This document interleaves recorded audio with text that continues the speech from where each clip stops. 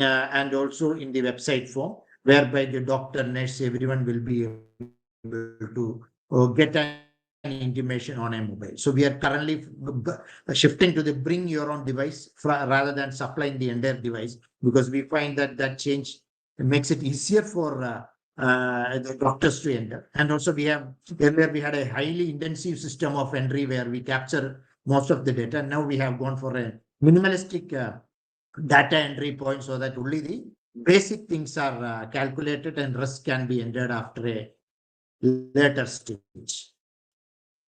So are the key elements of which that is the point of care devices, then the various demarcating various zones and having protocols as to what person has to do at each level. So this triaging can be done right at the ambulance by the EMT, and then they have a call facility with an emergency medical officer, and say it's a serious case and we want to reroute to some other hospital or a tier one, that facility is available.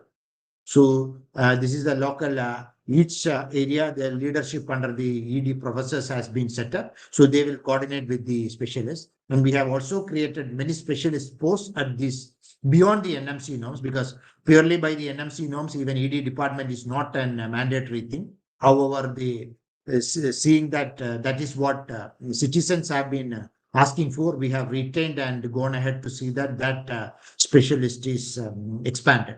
Also, now we have come up with something called minimum facility at a GH, because general hospitals earlier did not have a uniform system. So which whenever it is near a highway or we compulsorily see that an orthopedician is there, and we, because one threat we have seen is that when an department remains open 24 into 7, even fever and all other small cases also tend to throw. So that also we have tried to see that there is some gatekeeping mechanism to reduce it, and only the emergency cases are attended. So all these protocols are available in our website, tnhsp.org, where others can download it. And also our app is there in the Play Store, and it is an open source where we will be glad to share the source code with anyone who is interested.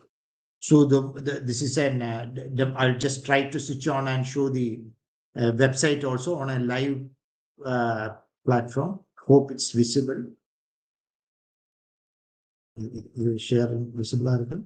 Yes, sir. It's visible. Hope it's visible. So this is a live website in which the it is seen, that is the Website is not visible. It's not visible. I'll just reshare to this top and everything. Then yeah. This is yeah. This is where the 108 ambulances, their arrival, their reports, everything can be seen. So we'll be able to analyze as to what are the challenges we are facing. And we invite upon other people, especially students, to do researches upon this. And we have provided our dummy data on the websites, so that some observations which probably we are not able to see, they'll be able to get through. Recently, we saw that our ALS was used more for reference, and we could change and get this corrected. So this is something which we have tried to do. Yeah, and this is the accident registry, where we'll be able to visualize as to the cases which are coming and how much calls are being received. This is for 2 days data which we are seeing. This is dynamically updated, and which gives each department head, the district collector, everyone to have an idea about what is happening in their district and what is the intensity. And we try to avoid parallel Google Sheet reporting, so that there are 2 sets of reports floating and there is a lot of confusion. So that's from my side. Hope I have sufficiently covered. If there is anything, kindly let us know. And one more challenge with this I will end. Again, recurring expenditure in emergency field is very high. So what we have tried to do is that we tied up with a scheme which is now has also come at as a CT RAW, whereby the earlier expenditure or the early expenditure is taken care by the government, which takes away the fear of private that the patient won't pay if something happens. So that has been a huge that is a success for this scheme, and we have treated more than 5 lakh cases based on that. Thank you so much.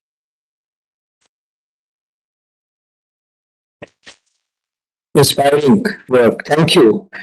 I'd like to now invite Dr. Rajan Khobragare, Additional Chief Secretary, Health and Family Welfare, Government of Kerala, to talk about Artharam Mission, which is their effort on strengthening hospital and referral protocols, part of their emergency and trauma care system.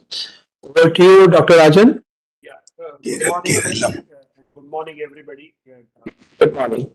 At the outset, we thank the Ministry of Health and Family Welfare and our Joint Secretary Saurabh for giving us this opportunity to present what we have been doing in the state. Before I start my presentation, I would like to briefly mention that at the state level, we took a look at what actually is happening. So usually we take a look at the disease and morbidity and mortality, but there is one more area which is very important, that what actually is happening to the emergency and also the trauma care related thing. So when we are doing all the other intervention to ensure that our primary, secondary, and tertiary care is improving, we had taken a policy decision at the government level that we need to have a very robust emergency and trauma care related policy framework, and we need to go ahead. So I will, briefly mention, sir, during Ardhra 2016, it was decided that we need to have a program which will take care of this infrastructural requirement, and then we will, take focused approaches for the trauma and emergency status. So I will now go through some of the main important points, what we want to cover. So previously, it was understood that it was a casualty kind of approach. And then, what we wanted to understand that we have to have a holistic approach, that what all emergencies we face, not only the road traffic accident and others, but also other, non-accident but emergency, such kind of a situation, acute MI, strokes and sepsis. So these were the drivers, and therefore we have started this dedicated emergency management units, taken a concept of triage and EM-led resuscitation center. Now, this was we started, MD emergency medicine program in Government Medical College, Kozhikode and Kannur in 2012 itself. That was the foundational stage, and then subsequently, we built it up in 22, and in Kottayam and Thrissur, we have added these numbers. So we, on one side, we acknowledge that there is a need to do this very specific intervention in the health setting. At the same time, capacity building efforts were also taken. So we, this whole workflow we have studied, that what actually happens with the, when any event happens, and then post-event, how, the pre-hospital phase we need to tackle. Then they reach to the hospital, then emergency care. And after that, the emergency care, they enter into the specialty care wards, and post care, in fact, they get into the rehab phase, whosoever requires. But even prior to that, in fact, I would like to bring focus on one more area which Kerala government has prioritized. That when we do the data analysis, we understood that there are, around 3,000 points, 3,000 plus points where road traffic accident, one or the other had happened. And there are around 380 points where the fatalities occurred. So on one side, the non-health intervention also are taken on a big way, so that road network, not only for the national highway, but district highway, but also panchayat road network. There are parallel programs to ensure that the road networks are strengthened. And these accident-prone areas, after doing scientific study, how best we can, work it out so that the road network plus road furniture, we call it in the parlance of motor vehicle department, that has been focused. And there are continuous investment from the panchayat and the state government to improve panchayat roads.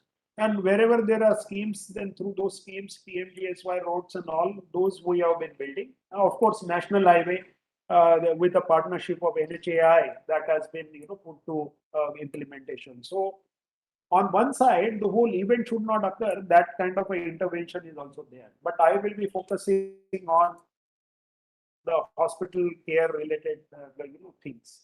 So we are having excellent health infrastructure. At a glance, I would like to mention right from the sub-center near 6,000 to the FHC, PHC, which are around 1,000, urban FHC and the community health center. We are having a taluka level hospital, 88 in number, district level hospital are 46, and medical colleges in all 14 district government medical college. Plus, we are having private medical colleges, and there are more than 300 hospitals, which are private hospitals, but they are also empaneled in Karunya Arogya Suraksha Paddhati, in which trauma and all these other emergencies are also the packages.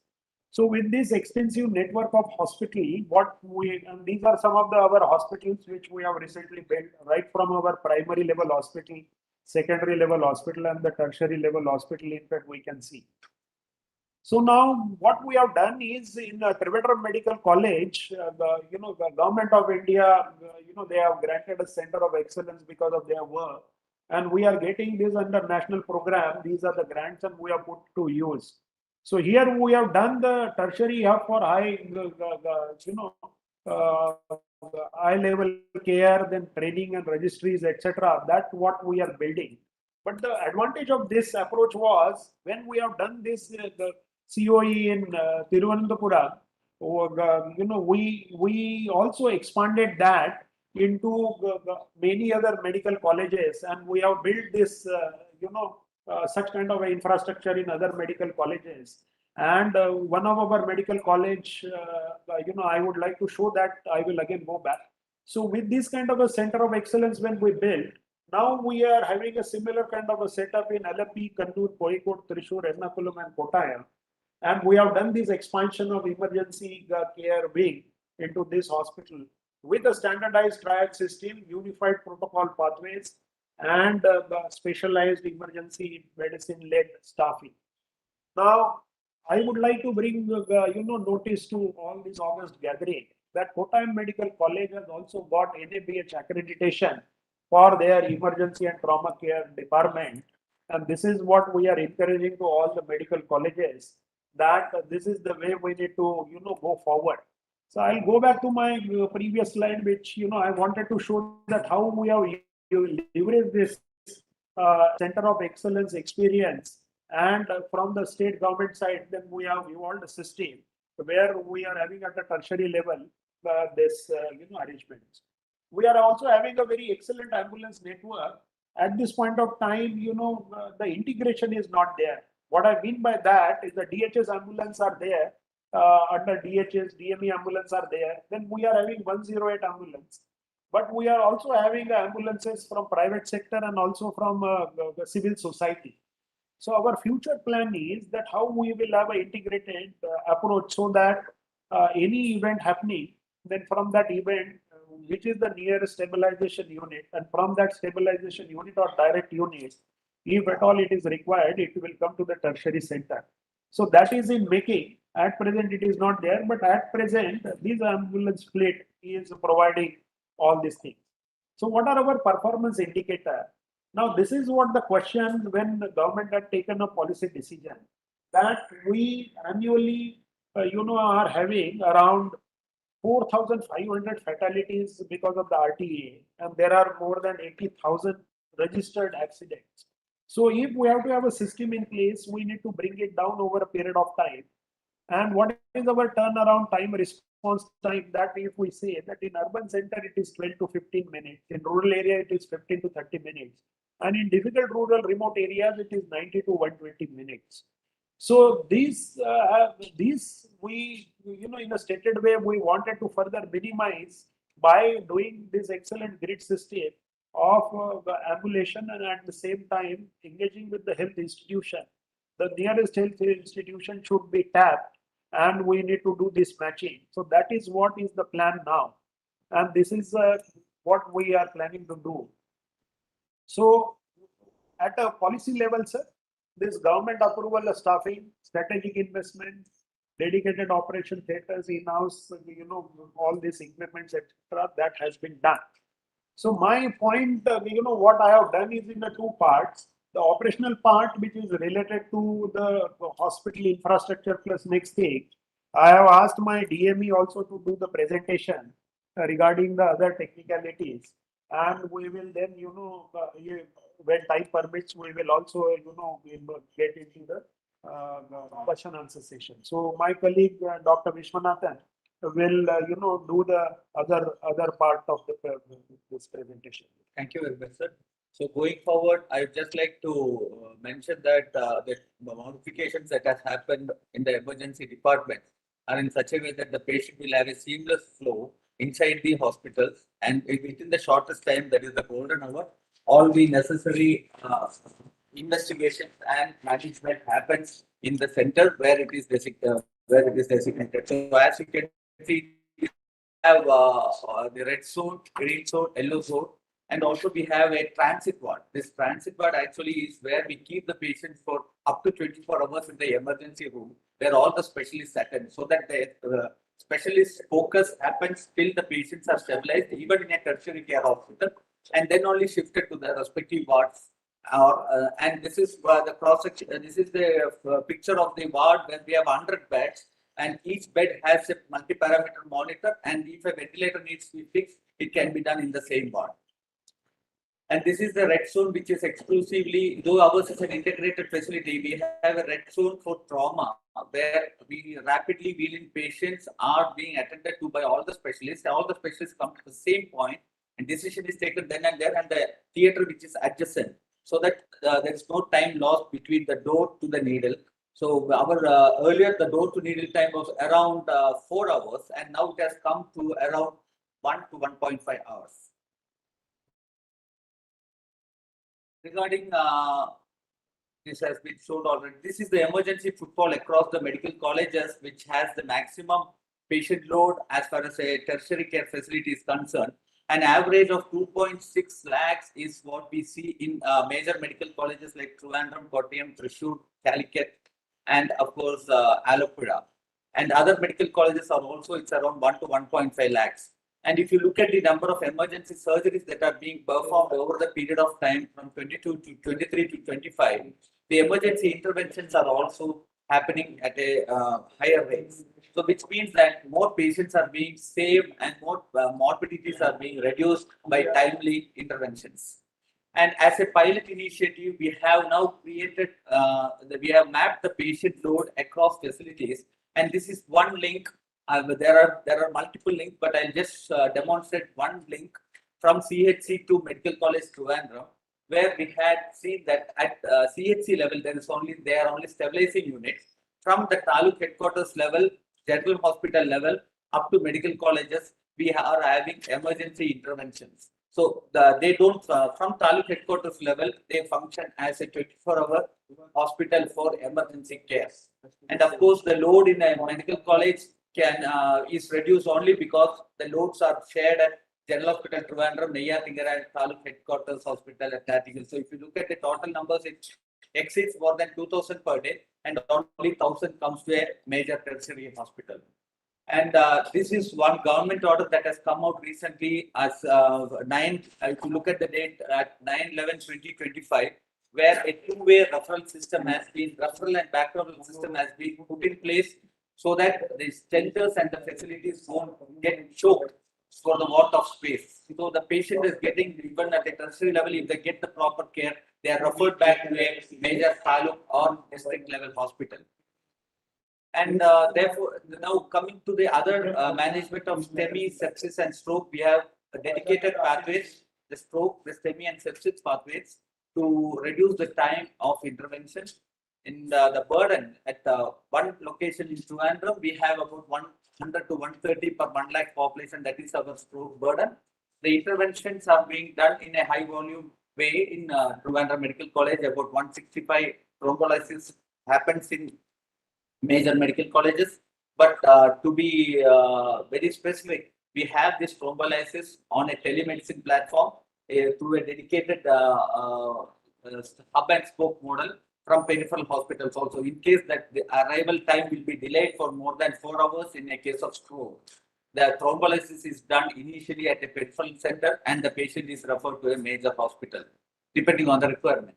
Similarly, for STEMI, we have an average of 45 cases per day, and it's a significant number across. This is across the state where we have either primary angioplasty or thrombolysis, depending on the situation.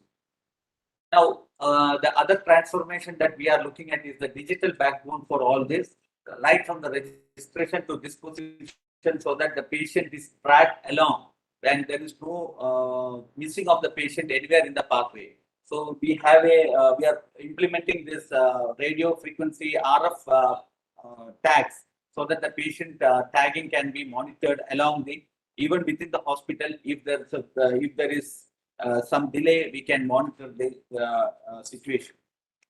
We have a pre-hospital notification system where the ambulance arrival and the patient condition is also notified. And also we have a pre-hospital notification regarding inter-facility transfer. The recent Government of India policy to implement police accident ID for the free treatment up to 7 days is also being extensively proposed and being undertaken at the SHA and road safety authority level. Now we are in the process of having the registries to improve the quality. That is, we have the resuscitation registry, toxicology registry, trauma and burns registry, where we capture, analyze, audit, protocol, update the protocol, and give training to improve the quality. Now, these are some of the programs that Government of India and Kerala, State of Kerala, have implemented. That is, we have the National Program for Prevention of Burns. We have the National Program for Prevention of Trauma, and also we have established skin bags. And most of the hospitals in the government setup have been upgraded, both infrastructure, equipment, and manpower, in terms of manpower. This is the toxicology registry and snakebite prevention. We have a pathway. Once a snakebite exposure happens, what should be done at the pre-hospital level? What is the protocol for AD assessment? And also we have a policy for anti-venom injection and also monitoring.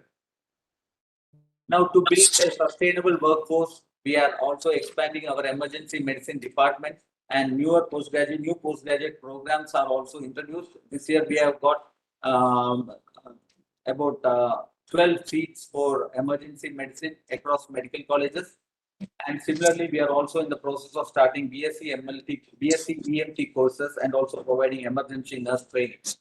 Now, we have a facility in the district headquarters in Trivandrum, which is the Apex Trauma and Emergency Learning Center, through which we are training in a standardized way our health personnel. We have so far since 2020 trained more than 25,500 staff, which include doctors and nurses, paramedical staff, and also we are also in the process of training the police, the industrial department, and the public, and also the resident associations in how to, when they come across a trauma victim, how to manage such situations. So this process is ongoing, and we are also having high fidelity simulation mannequins and techniques to train. Now, this is our future vision, where we are also planning at Green ED initiative, AI integration, and hub and spoke models and telemedicine as part of the expansion program. Now, this is some of the systemic gaps that we have analyzed. That is, as already mentioned by our additional Chief Secretary Rajan sir, the ambulances creation of an ambulance grid in a Uber-like aggregator model is also being studied. Also, we are doing the facility mapping by internal audit and also geospatial localizations. What happens is, in some of the districts, the distribution of the hospitals are not really scientific. So we are also looking at how the transportation time can be reduced by a geospatial mapping, which includes the private and also the government hospitals. Now, the availability of emergency department across district is also being analyzed, so that we are having a standardized triage complaints, coordinated pre-hospital phase, and enhanced rehabilitation. The strategy also is to enhance the ambulance numbers, where we are targeting at about 405 ambulances in the next few years to add on as a buffer for our pre-hospital care. Would you like to wind up now, please? Yeah, one or two slides more. This is in addition, we are also having continuous interactions with our road safety authority, and we are trying to go for the preventive aspects where we can reduce the accidents by enforcing laws like helmet violation, seat belt, and triple riding, mobile phone usage. These are all being effectively monitored. Thank you so much, sir. Thank you very much. Impressive work in Kerala, very proud. We now invite Dr. Manu Ayan. He is Associate Professor of Emergency Medicine at JIPMER, Puducherry, and he is going to explain to us about good work that has been done in strengthening emergency care at the district level as a part of Indian Council of Medical Research uh, funded such study. This will provide us some interesting insights into how to strengthen existing system into a more quality-driven system. Practical insights are already coming through this particular study. Over to you, Dr. Manu. Sir, am I audible? Yes, you are audible. Please proceed. And the slides are visible? Yes, yes. Good morning, everyone. So, Indian Council of Medical Research initiated the National Health Research Priority Projects. These are top research priority projects in emergency care, which are envisaged to directly inform policy changes across our country. These are implementation research projects where we are working on developing adaptive models of high quality integrated emergency care across 8 districts in our country. I represent all the study sites which has been doing work for the last 2 years. The projects are modeled, and these are basically modeled on basis of certain implementation frameworks where we had started working on doing baseline gap assessments, and then developing or co-designing models along with the state health departments. These models are then iterated or adapted according to the information we receive from the field, and then ultimately implementing it across the various levels of care, or what we call the hub and spokes. The models basically are built on understanding of the care continuum of the patient. When any patient has an emergency, the care starts at the community level, through the pre-hospital or the care given in the ambulance, and to definitive care in the facilities. The basic essence of these models is the 4R concept of recognition, resuscitation and referral, and to ensure these reorganization of the healthcare facilities. So the first model which we worked on and which we were able to implement is understanding how well these facilities function and understanding the gaps in the system and how well these facilities are ready. So SACRA tool is something which we implemented, which is a structured emergency care readiness assessment tool, where we are able to actually understand the gaps in the district hospitals and the subsequent centers, and also change the systems and upgrade the facilities on basis of the gaps found out. Leveraging the supply chain and making sure a model for uninterrupted drug supply is there, we have been able to leverage the DVD EMS system for ambulance medication restocking, and also creating emergency kits which are readily available in the resuscitation area in the emergency department. The next model is basically for making sure recognition of emergency conditions are done. And this, what we had done in the model is to create a very simple color-coded triaging system. And you can see the key matrices of a patient getting a quick ECG, patients being seen by a doctor, patients' length of stay in the emergency department drastically came down after implementing these triaging systems in the district hospitals across all these sites. Building a resuscitation ready emergency department was another model which we were able to develop. And you can see the space programming of resuscitation areas in the district hospital in Puri, and also the renovated resuscitation area in Zero in Arunachal Pradesh. So these are basically designed resuscitation areas to make sure the equipments are there, facilities are there, and the space is ready to manage any kind of emergency conditions. Then, with multiple stakeholder involvement, meetings, and trainings, we were able to implement a thrombolysis ready model in district hospitals.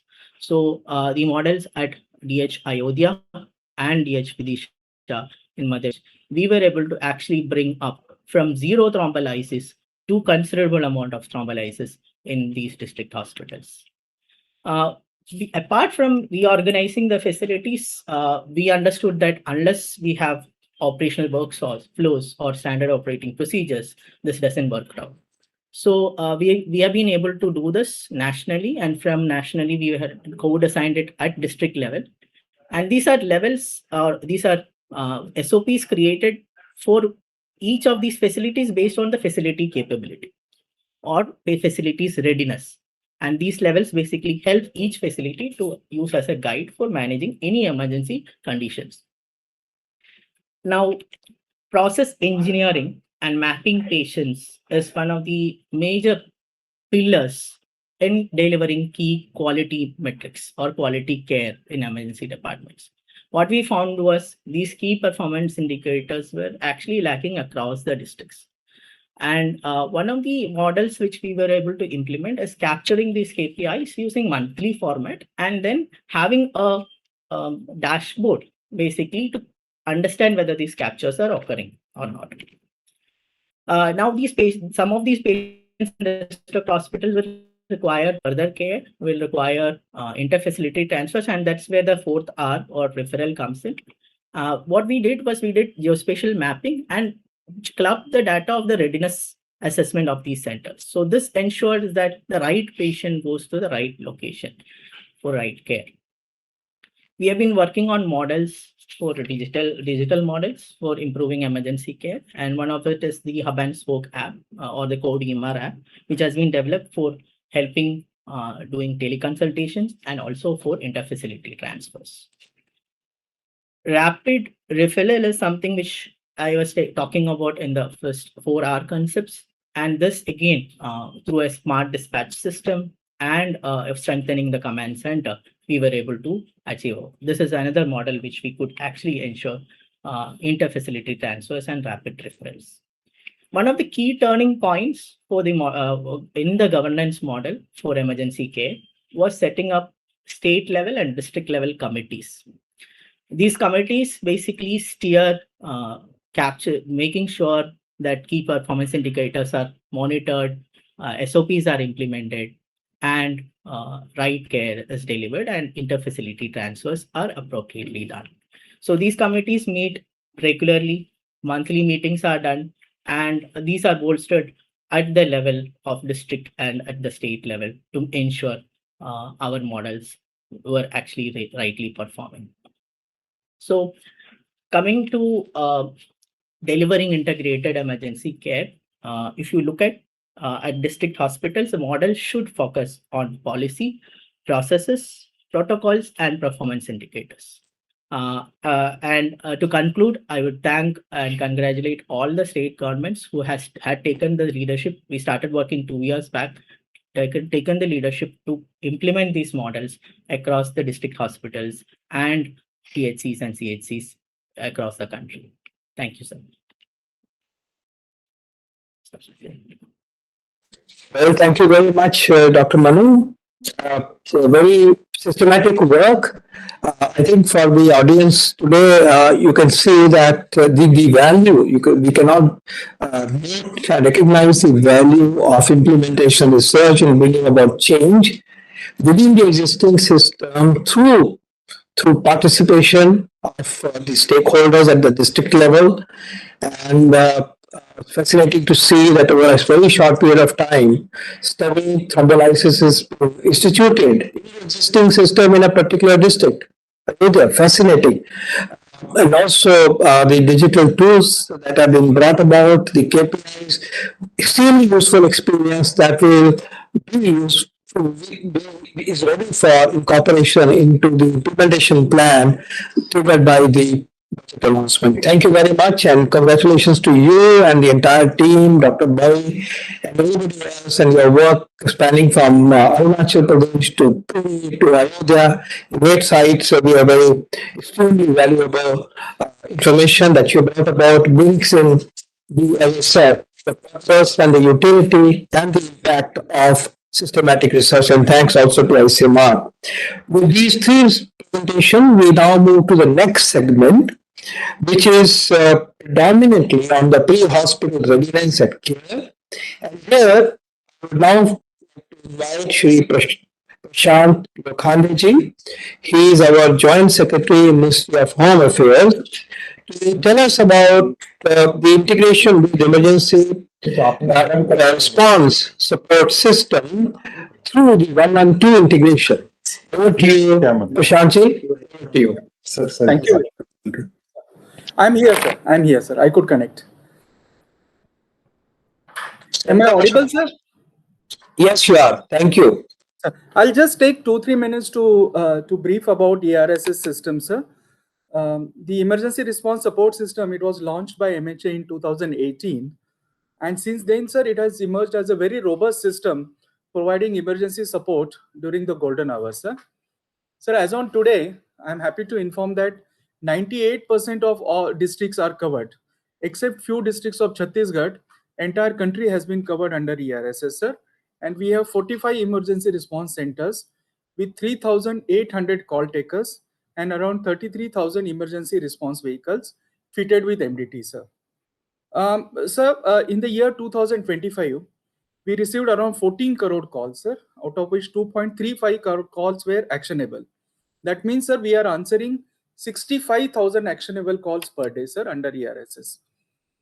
Sir, CDAC is our total solution provider, CDAC Trivandrum, sir, and we have started migrating to ERSS 2.0, which is a better version, including AI-enabled services, sir, and total 10 inputs which go to ERSS, sir. And out of this, out of total 36 states, sir, 30 states have adopted CDAC model, and 24 states have already migrated to ERSS 2.0. Remaining 6 states by March end will be migrated, sir. So by March 26, all our states and UTs will be equipped with ERSS 2.0.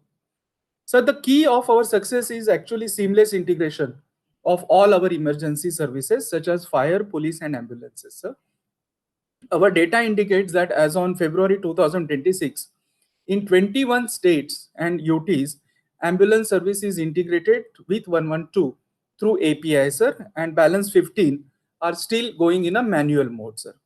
And sir, idea is that this integration should be complete, the 112 and ambulance integration, and there should be a medical dispatcher placed in our control room so that integration happens very seamlessly. What we are given to understand that at this moment only Haryana and Chandigarh have deployed the medical dispatcher in 112 control room, sir. So it is very important that all emergency response vehicles, including ambulances, should have MDTs, and they are seamlessly connected to emergency response centers. Ideally, sir, ambulance system should be absolutely converged with 112. Sir, at the end of the day, our national goal is to have only one emergency number, that is 112, instead of having multiple numbers. And we will request all the states to ensure that this integration happens seamlessly between 112 and 102 or 108 or any other ambulance service, because many states do not have MDTs and other things fitted in the ambulance. So our request will be to all the ambulance service provider should be integrated with 112 system. Sir, our CDAC team is always available for that. Sir, as far as PM Rahat is concerned, which is a golden hour help, most of the states have already integrated with 112. Balance 4-5 states will be done in next 1 week's time, sir. So we have already written to the states and UTs about our expectations, sir. Honorable HM has written to Chief Minister, and Chief Secretary, our Home Secretary has written to all Chief Secretaries, sir.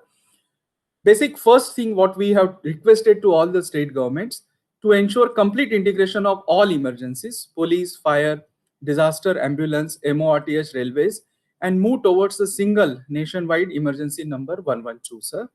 Increase the number of call takers and telephone lines to reduce the time as well as call drop rate, sir. As on today, call drop rate is around 1%, sir. So we should ensure that it is reduced, sir. We need to increase the number of emergency response vehicles, including ambulances, and ensure that all such vehicles are fitted with MDTs. So we need to create a promotional campaign to create awareness about 112, that is a single number. Regular training of the staff associated with ERSS is required, sir. And in the, I said, sir, recently we have written to all the states on that, sir. As a data, sir, last year in 2025, the ERSS 112 system handled around 11 lakh calls of 30 states pertaining to ambulances, sir. But if we integrate it, then definitely there will be more number of calls, and we'll be able to provide services to the patients during the golden hour seamlessly, sir. So this is from my side, sir. Thank you very much.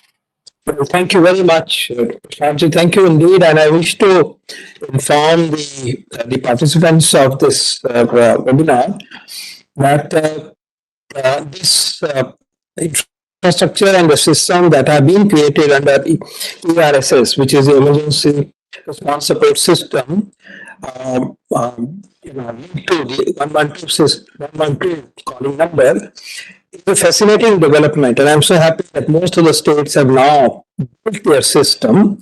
I've seen one in Panchkula, Haryana. It's impressive. It's a huge building. There are about 200 people present at any given time.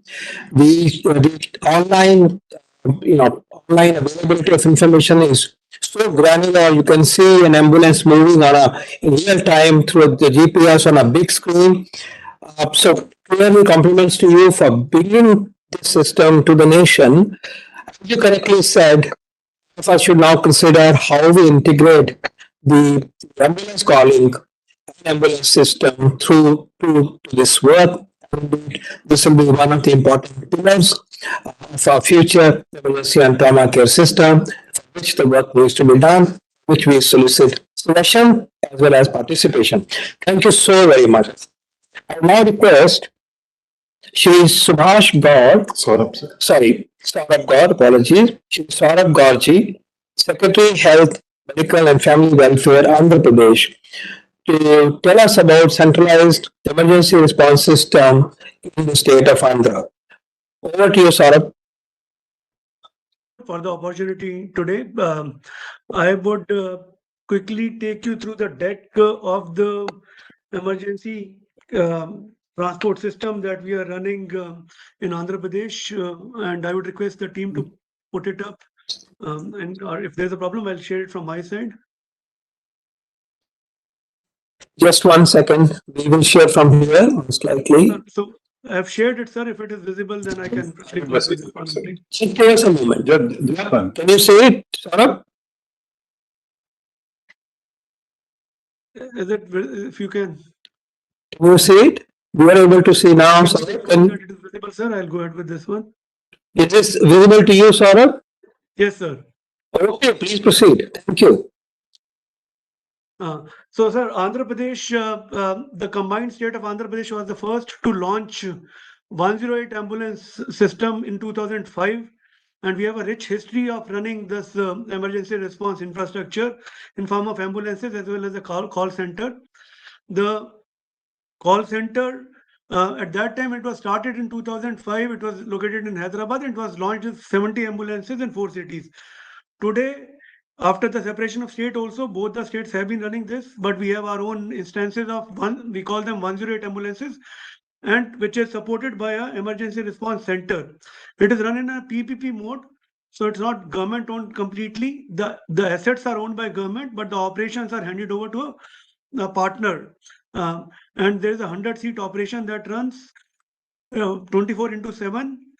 And these people over a period of time are very well trained to handle this through the 108 toll-free helpline. Next. As part of the ambulance network, we have 731 ambulances. I hope you are seeing this slide, out of which 165 are the advanced life support ambulances with cardiac monitoring and IV therapy. 540 are basic life support ambulances, which provide essentially general emergency transport and first aid. And there are 26 neonatal ambulances, which provide specialized newborn care with incubators and neonatal equipment. So essentially, we have looked at the different kind of emergencies that have been coming and have been running the system. The national standards are there should be one ambulance per 1 lakh population. Today we have one per 72,000 population. And then on top of that, we have 37 ambulances which serve as backup also. So essentially, we maintain this fleet of 731 ambulances, even if there are few ambulances which are going for repair and maintenance. We ensure that we follow the golden hour concept and there is no area which is underserved. Next. As part of the pre-hospital emergency medical care, we are providing immediate on-scene care also. So in the sense that since the ambulances are equipped, immediately there is a paramedic who is available to provide care. And then there are technicians who are available in the neonatal as well as in the ALS ambulances for advanced care, for trauma management and cardiac response. Plus, today the ambulances have the equipment also which are able to immediately plug into the call center and also to the specialists who are available there, or people or doctors who are trained in trauma care, and so that we are monitoring the vital signs while en route to the hospital also. Presently, in terms of how we are monitoring it next, on the operational performance, the call handling time is around 2 minutes 58 seconds. The benchmark that we have put over a period of time for triage and dispatch is 3 minutes, and we are able to do it within that.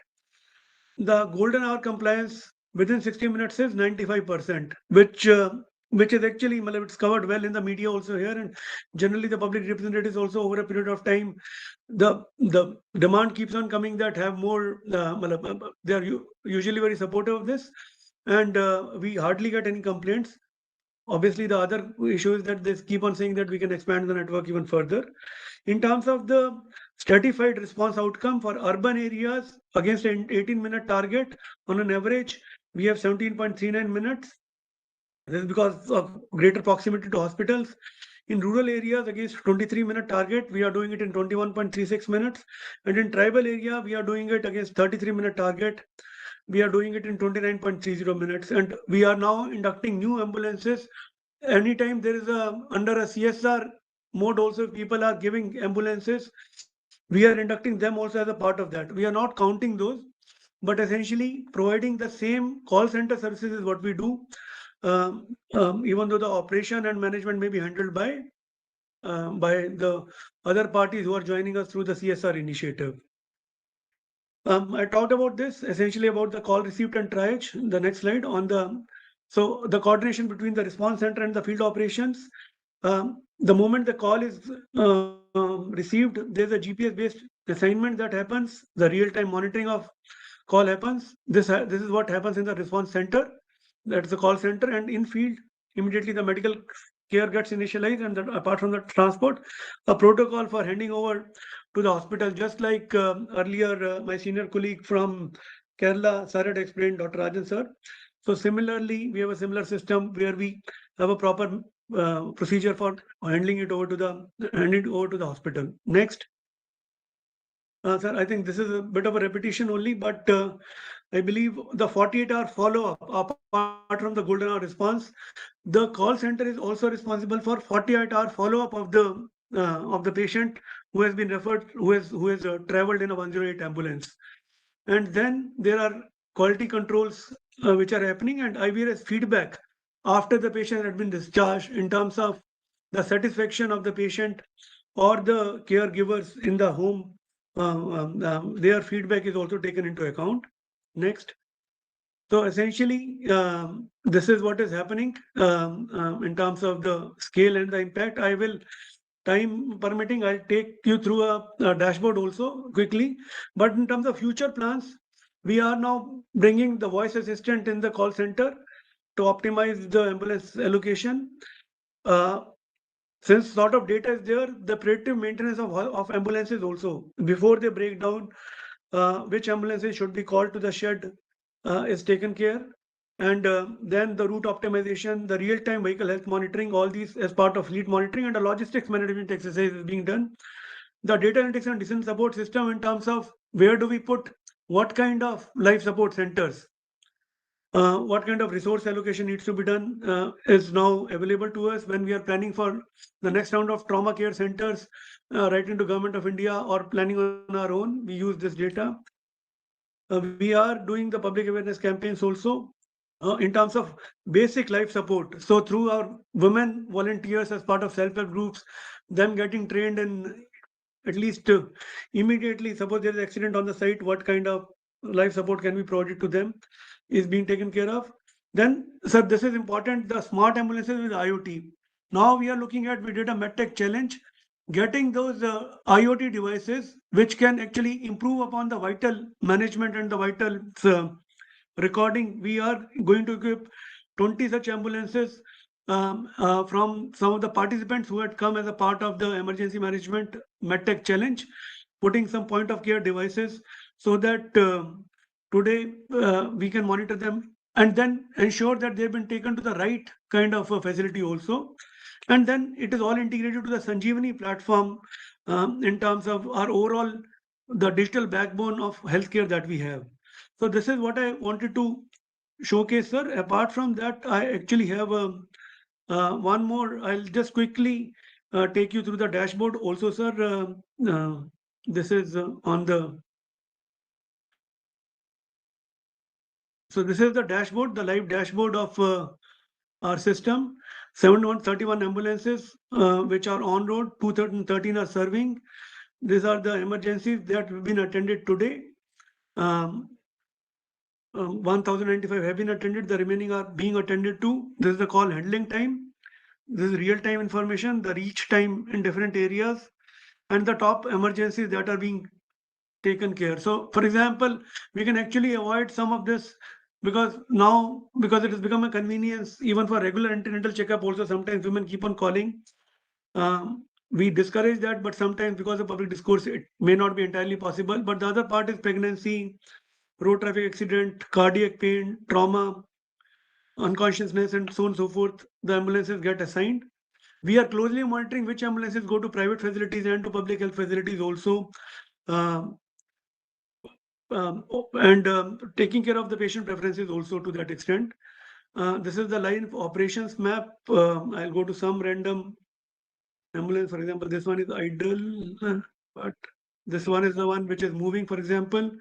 So this is in Ankaapalli district. This is the one which is this district, for example, has 27 lakh population. So there is 1.2 lakh people per ambulance here. But in some of in the tribal districts, it might be, this is our tribal district, for example. It has 67,000 people per ambulance. And these are some of the ambulances that are there. We are able to get for each of the ambulances the details also in terms of this is, for example, a tribal district, and the ambulances along with their live location tracking. And so this one is busy. This one is a trip history of this ambulance, for example. For what kind of things has this ambulance been used? All these things are available to us over the digital platform in terms of last 3 days or essentially last 7 days for what all things was it assigned. So we would want to integrate it with the national system, also bring national highway ambulances 112 that was talked about, and then also probably to a certain extent even bring a digital platform approach and integrate with nearby states also, so that because accidents, while they happen in a particular border, there are sometimes facilities which are available in nearby places, for example, like Chennai, Andhra Pradesh, sorry, Tamil Nadu and Karnataka and Odisha, these three states, definitely sometimes we have cases where either the citizens belong to those states or the health facilities from those states may be closer, or sometimes our health facilities are closer to those states. So these are some of the things, sir, that we wanted to present as part of this today. Thank you for the opportunity. Thank you, Saurabh. Got very fascinating, impressive work and a lot of lessons to draw. Thank you very much. Friends, we now move to the third theme, which is on clinical infrastructure and facility readiness. And I'm going to request my colleague, Dr. Atul Kotwalji, the former Executive Director of National Health Systems Resource Center, to guide us on to provide information on the current norms for emergency and trauma care at the district level, how you see the opportunity offered by the budget announcement to strengthen this system in its entirety across the nation. Over to you, Dr. Kotwalji. Thank you, sir. Good afternoon, everyone. At the outset, my gratitude to the Ministry of Health and Family Welfare, the leadership, and also Shri Saurabh Jha to include me in this important discussion. It's always an honor to be part of any discussion being steered by the Honorable Member Health Committee. Thank you, sir. I'll just quickly take everyone through the. I'm able to move the slides from here. Sir, yeah. I'm going to move from here. So, okay. So, the Indian Public Health Standards, I think that.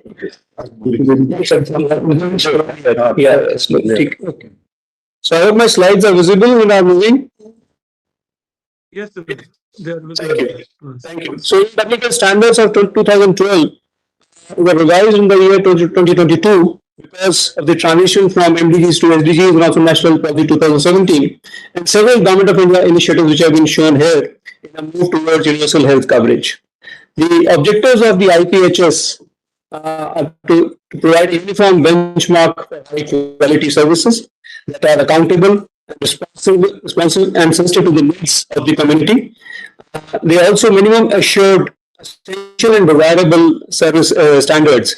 That's first time it has now happened, that the IPHS has provided flexibility to states to plan or expand the services, infrastructure, even diagnostics and drugs, and quality services at all levels as per their need. It also strengthens all the components of health system, all the 6 building blocks for the 7th on the community processes. IPHS provides guidelines for that. The IPHS standards to facilitate monitoring and supervision of healthcare facilities, and also guidance and tool for governance, planning, infrastructure planning, leadership, and evaluation. And also, if we link now with the quality standards of NQAS by achieving certain levels of IPHS, immediately provision of services and standards and processes, the quality NQAS certification can be applied for. The main new components added in the IPHS 2: accountability, linkages, monitoring and certification, and clinical governance. I think it's better if we share from there because I'm unable to move the slide. It's quite delayed. Shall I unshare first?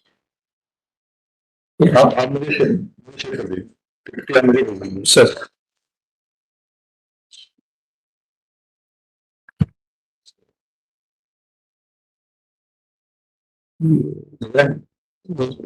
Sign the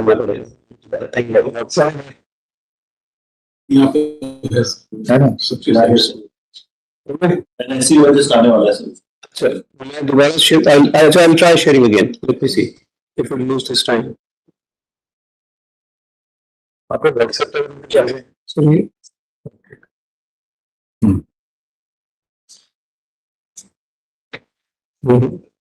Oh, yes. So there are these various service areas. So I'll quickly focus to the emergency care services, as mentioned by the honorable member earlier, that it has to be very, very comprehensive to meet all the emergency needs and management of medical, surgical, accidents, burns, and trauma cases. Keeping in mind the golden principle and the patient flow in emergency department is very important. Each district hospital should also must have neonatal emergencies, SNCU, and NICU as required, obstetric emergencies, LDR, labor complex, and burns units for the burns cases. The definitive care has to be provided, and a higher level of bigger DH of 400 beds and above can also have polytrauma cases as centers as per the requirement. And the emergency department should have close linkages with critical areas, OT, SNCU, LDR, lab and pathology services. There has to be a potential space for expanding beds for disaster, and also space should be available for training for human source for health in emergency care. The easy accessibility and quick response cannot be reiterated. In older buildings, it can be retrofitting can be done.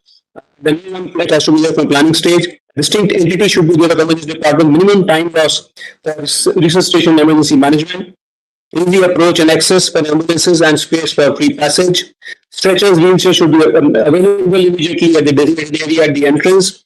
Layout should be basically very, very functional. And signages at all places, starting from the beginning, initial when someone enters the hospital. This is the direct access, ready access, and easy access. Three main distinct for emergency department: direct access to ambulance, triage and green zones, and observation ward areas. Of course, to HDU or other, as mentioned earlier. The patient flow in the emergency department should look like this: easy access, easy egress out when the patient is either transferred or discharged or referred to higher facility, and immediately after the ambulance, the trial area. Registration takes place, but that can take time depending on the severity of the case. There has to be a registration counter also, and if required, a police control room also should be there. The red, yellow, green, and black areas, resuscitation and stabilization and observation, treatment areas, and all medical protocols have to be followed as per each area. Isolation room in case of infectious cases, minority linkage, as I mentioned earlier. These are these few of the pictures which I am showing in the trial area. The slides are taking a little bit time for transitioning. And if you see on the right hand side, the picture down below, see the flow markings, which should immediately, everyone should be able to know which area what and how to proceed from one to another. So these 4 zones after the triage are very, very important: red, yellow, green, and black. The resuscitation way is the main heart of the red area, where if you see the setup, there's a placement of monitor, the ease of working. The bed also has to be typical characteristics, can be moved up and down and back and forth, and an IV stand and all that. There's no constraint and movement of the people, and the foot markings are clearly seen where each team member will stand at the time of managing an emergency. And each area has to be organized for staff, equipment, medications, so that the care can be delivered in a very seamless and efficient manner. And the equipment, which essential equipment has been shown. Each team member should be knowing how to operate these, and also the immediate for minor immediate error rectification also. There has to be procedure rooms linked with the red and the yellow areas to carry out minor procedures there. Treatment rooms, and especially providing privacy and confidentiality, and separate areas for gender-based and violence victims, medical cases, rape cases and all. So duty rooms for the specialists, for MOs, for nurses and other staff. The public amenities and separate waiting areas are also to be provided in the emergency department. The SOP and functionalities are again very, very important. And these can be done without spending any money, without waiting for the money for infrastructure or HR. This is what is very important. See how neatly each and everything is organized, which is very accessible. Everyone knows where it is. And for efficient delivery of emergency interventions, all these need to be organized very well. So the close linkages also have already been mentioned. Open area of disaster, I must like to reiterate here, it should not only be one hall as such or a bigger area. It should also have the plug points and all for the necessary equipment. That means all mock drilling and all should be done there. In case of requirement, it should be easily made functional. Regular checks have to be done for the preventive maintenance. Naval officer have to be nominated, and regular monitoring. Mock drill I've already mentioned, and stocks and all, especially for 3 to 4 week stock. Buffer stocks should also be rapidly available. Adequate number as well as adequately trained human resources for health should be there. The number of beds as per the size of the district hospital and sub-district hospital. I just wanted to, as I mentioned earlier, provide the flexibility of addition of beds during times of emergency and disaster.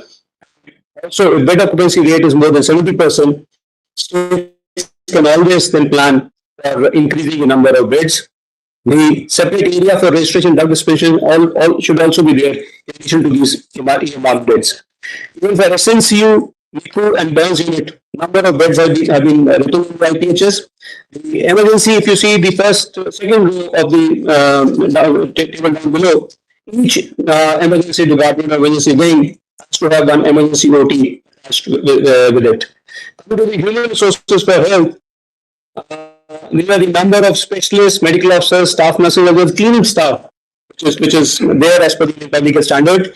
An important point is that their capacity building. Many of them would be having certificate, the degree courses or certificate courses, but in-house capacity building and regular training is a part of it, and IPHS mandates that too. So my last slide is that why IPHS compliance, because it's mandated in conditionality framework. That's number one. That's the administrative part. But most important is the number 2 point. By adhering to these standards, we will be helping in achieving improving accessibility of the services, affordability, reducing the out-of-pocket expenditure, availability of the services, acceptability by the community, because standards not only for the infrastructure and all, they are also for service provision, they are also for empathic care, and also improve the quality of care, the patient experience, quality and safe services through the accountability framework, and they also help in our planning and implementation. Building of care assured referral linkages in the case of the emergency and trauma linkages down below, as well as to the higher centers, and achieving the goals which are under MEP 2027, GU and Viksit Bharat 2047. Thank you very much. I must acknowledge the help of the India UNIS project team, Indian emergency care team, and now ICMR chair and research. I'm very closely coordinating with them. Thank you very much for these teams. Thank you very much. Thank you very much, Dr. Kotwal. Thank you indeed. Now move to Dr. Sanjeev Bhoi. He is professor at the Department of Emergency Medicine, AIIMS, New Delhi. Dr. Bhoi is going to tell us about gap analysis in infrastructure, health infrastructure, in, district hospitals, and more. Over to you, Dr. Bhoi. Thank you, sir. Am I audible, sir? Yes, you are audible, please. I'm just sharing the screen, sir. My screen is visible, sir? Yes. So thank you very much for the opportunity to present the gap analysis at the district hospital level as per this was insight from the Niti Aayog AIIMS study done. So the main objective was to assess the current status of facility-based emergency and injury care in district hospitals, as was one of the objectives of the whole compendium of the study. And we also studied what are the linkages to pre-hospital care, definitive care, and an academic emergency medicine department. So the study was a cross-sectional study, and we used stratified random model sampling, and we studied 100 facilities, which involved both secondary and tertiary care level hospitals at 5 zones of the country. So the selection of the data was tested based on a pre-designed, pre-tested data collection tool. And we included mainly the medical colleges and district hospitals. More than 300, the district hospitals were more than 300 bedded or less than 300 bedded. Both public, even we also took some private hospital, but today I'm going to present among those the 34 district hospital which we studies in and deep dive on that. Sir has already, Dr. Paul has already spoken about the brief overview of the findings of the study. So I'll just like to highlight the slightly deep dive and understand what were the challenges there. So here what we see is definitely we have all types of emergency cases coming to the emergency. However, 82% were patients who are actually non-trauma emergencies. So it involves both adult and pediatric population. Out of this, you see that 30% of required hospital admissions were through emergency. And for a footfall of 16%, and only 3 to 5% of total beds were available in the district hospitals. So this was a huge mismatch from the demand and supply for critically ill and injured patients.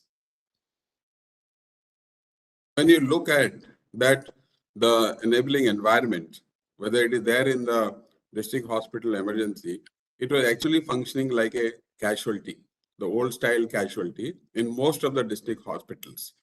And the district hospital is lacked in critical infrastructure for all domains of emergency care, such as having a demarcated triage area, there are no zones, there are no allied services such as point of care lab and functional blood bank.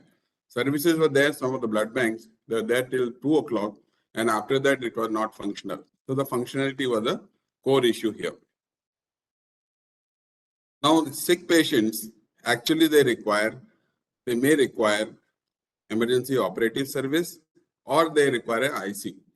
So let us understand a little bit about the OTs. There is availability of OTs in more than 300 bedded facilities. You can see the green bars, and you see that in the other one there is lack of OTs also. Even the OTs were there, but if you see 25% of only hospitals had a 24-hour service of emergency OT. So that was a problem. So most of the OTs are functional up to, say, during the daytime, and not functional providing services in the evening or night, but the sickest of patient may require them. In the ICU facilities, again, the bigger hospital had ICU, and in a smaller district hospital didn't have ICU. So the problem here is again, those ICU are there, again, the functionality was a key issue in infrastructure. And services to man them, also the critical service, human resource to man them also was lacking.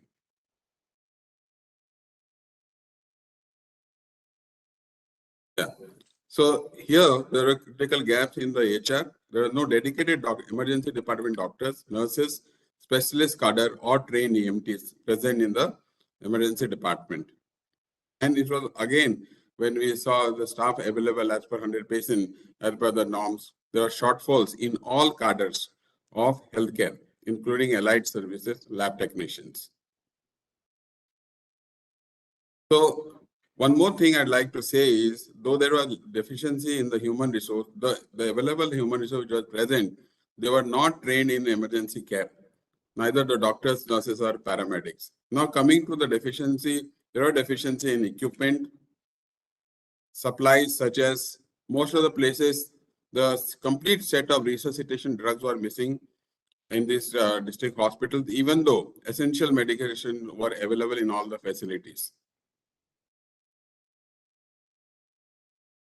So this is, as per the study, we found that when you also require policy protocol in place to manage sick patients. So here you see that there was suboptimal presence of protocols for managing emergency cases. Third, what we observed. So what we did, this was about the structure. Now we also looked at the major fault line were there in the process engineering. So even the patients who are coming, such as you can see this red box is nothing but the sick patient, critically ill patient. Yellow are not sick and green are minor cases. You see that there was a delay in all types of cases. From arrival, they were taking a lot of time to be addressed in the emergency. But even for routine emergencies as well as sick patients. This was mainly because of a lack of trained human resource, and also the cadre or specialist cadre also was lacking unavailability to address them in the emergency. However, you see that this was a consolidated gap during that study, which was done in 2018. And you see that you said that there are consolidated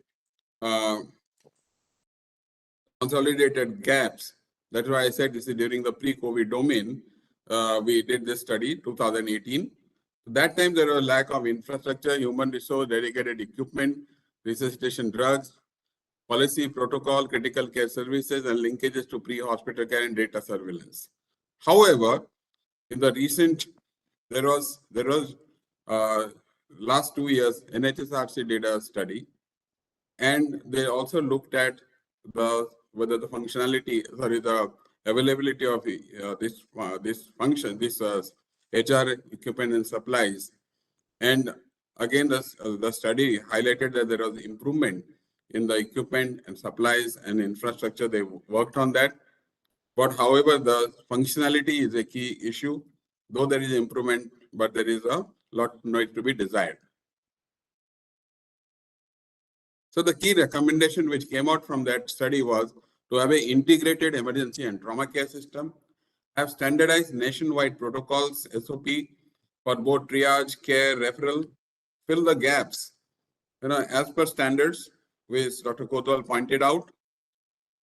Capacity building is very important because this will lead to, it will address the training issues, definitely in all cadres, including having quality accreditation program.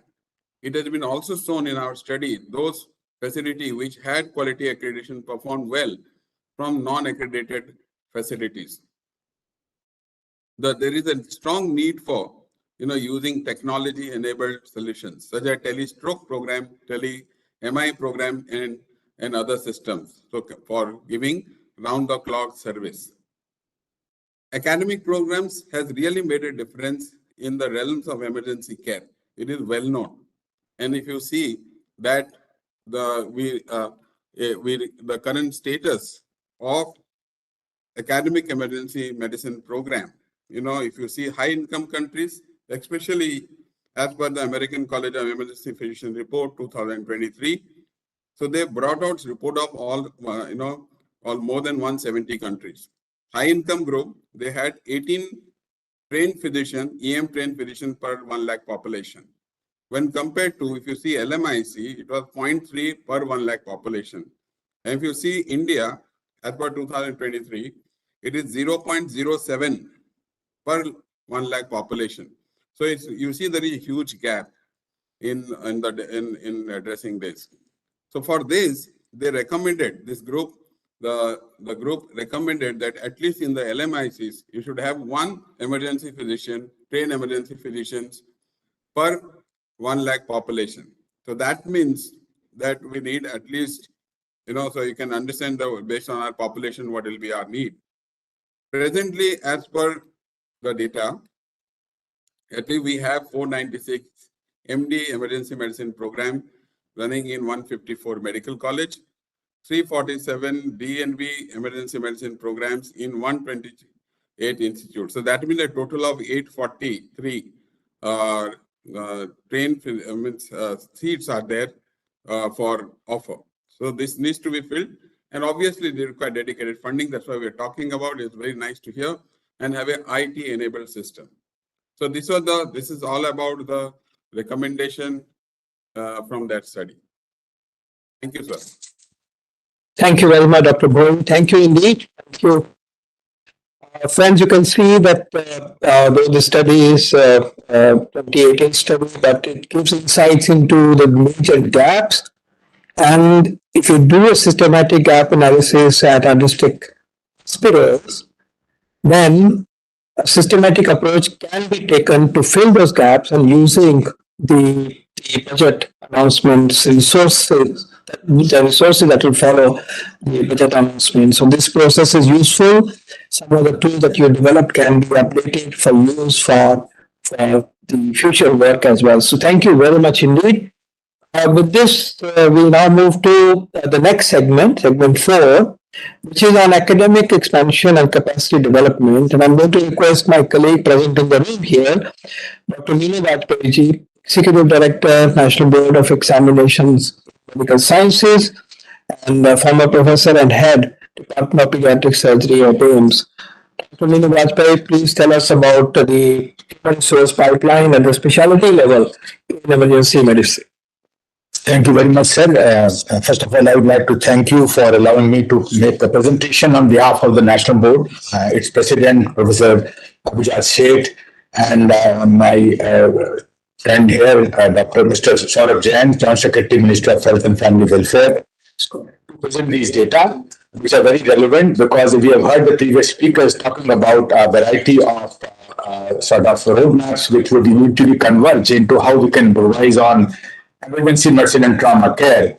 At the same time, we all realize the gap, and the study very eloquently done by Dr. Bhoi and Professor Paul, and Dr. Kotwal also mentioned several statistics.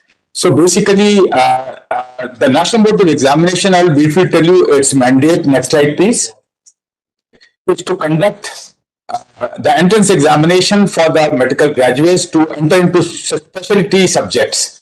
And so with that mandate and the backdrop of experience that we have and what we could contribute and the potential to contribute, I will narrate those. So today's session, as Sir has pointed out, augmenting DNB and MD courses in emergency medicine in district hospital and medical colleges and training of medical officers. In DNB in district hospital, MD emergency medicine and medical college, and lesson on institutionalizing emergency care culture at district hospital. Next, please. So the courses offered by National Board of Examination and Medical Sciences, as you can see, there are more than 111 courses distributed over broad specialty 3-year courses, which are almost 30 in number, super specialty, which are known as DM and MCET, but here we call it doctorate in National Board DRNB, 30+ courses, and fellowships, which are 2-year fellowships, which are skill enhancement courses, which are totally 41 in number and increasingly increasing because now organ specialization is coming to the fore, and now each broad specialty wants to specialize into niche areas. Then diploma courses, which is of 2 years, and we have 9 such courses. Next, please. Now you can see that the footprint of the National Board is wide in the country, and the maximum number of seats which we have is in Maharashtra, Tamil Nadu, Andhra Pradesh, West Bengal, and Uttar Pradesh. And these numbers are gradually increasing. So out of 1,700 accredited hospitals, 2/3 are private hospitals, which is a very unique feature of the National Board of Examination, which gives us a lot of flexibility and to the hospital a flexibility to join. And with that, we are able to produce 17,000 PG seats every year. This is a rapid increase in the last 8 to 9 years when it was only 4,500. Now they are 17,000, which shows the capability of our MOA and the encouragement we received from Professor Paul. Next, please. So basically, the PG seats in emergency-related courses in emergency medicine, we have 115 hospitals, and that number is increasing with every year. 300+ seats and diploma seats, and a total of 600 are registered so far. I would like to mention here that besides that, the fellowships in specialties which are crucial for emergency care, like neurovascular intervention for stroke, pediatric emergency medicine about the data which Professor Paul mentioned about pneumonia, the pediatric anesthesia, which is so integral for any procedure. Next, please. In the National Medical Commission, the seats in emergency medicine data given by the Secretary NMC, 663 in the institutes under the purview of NMC.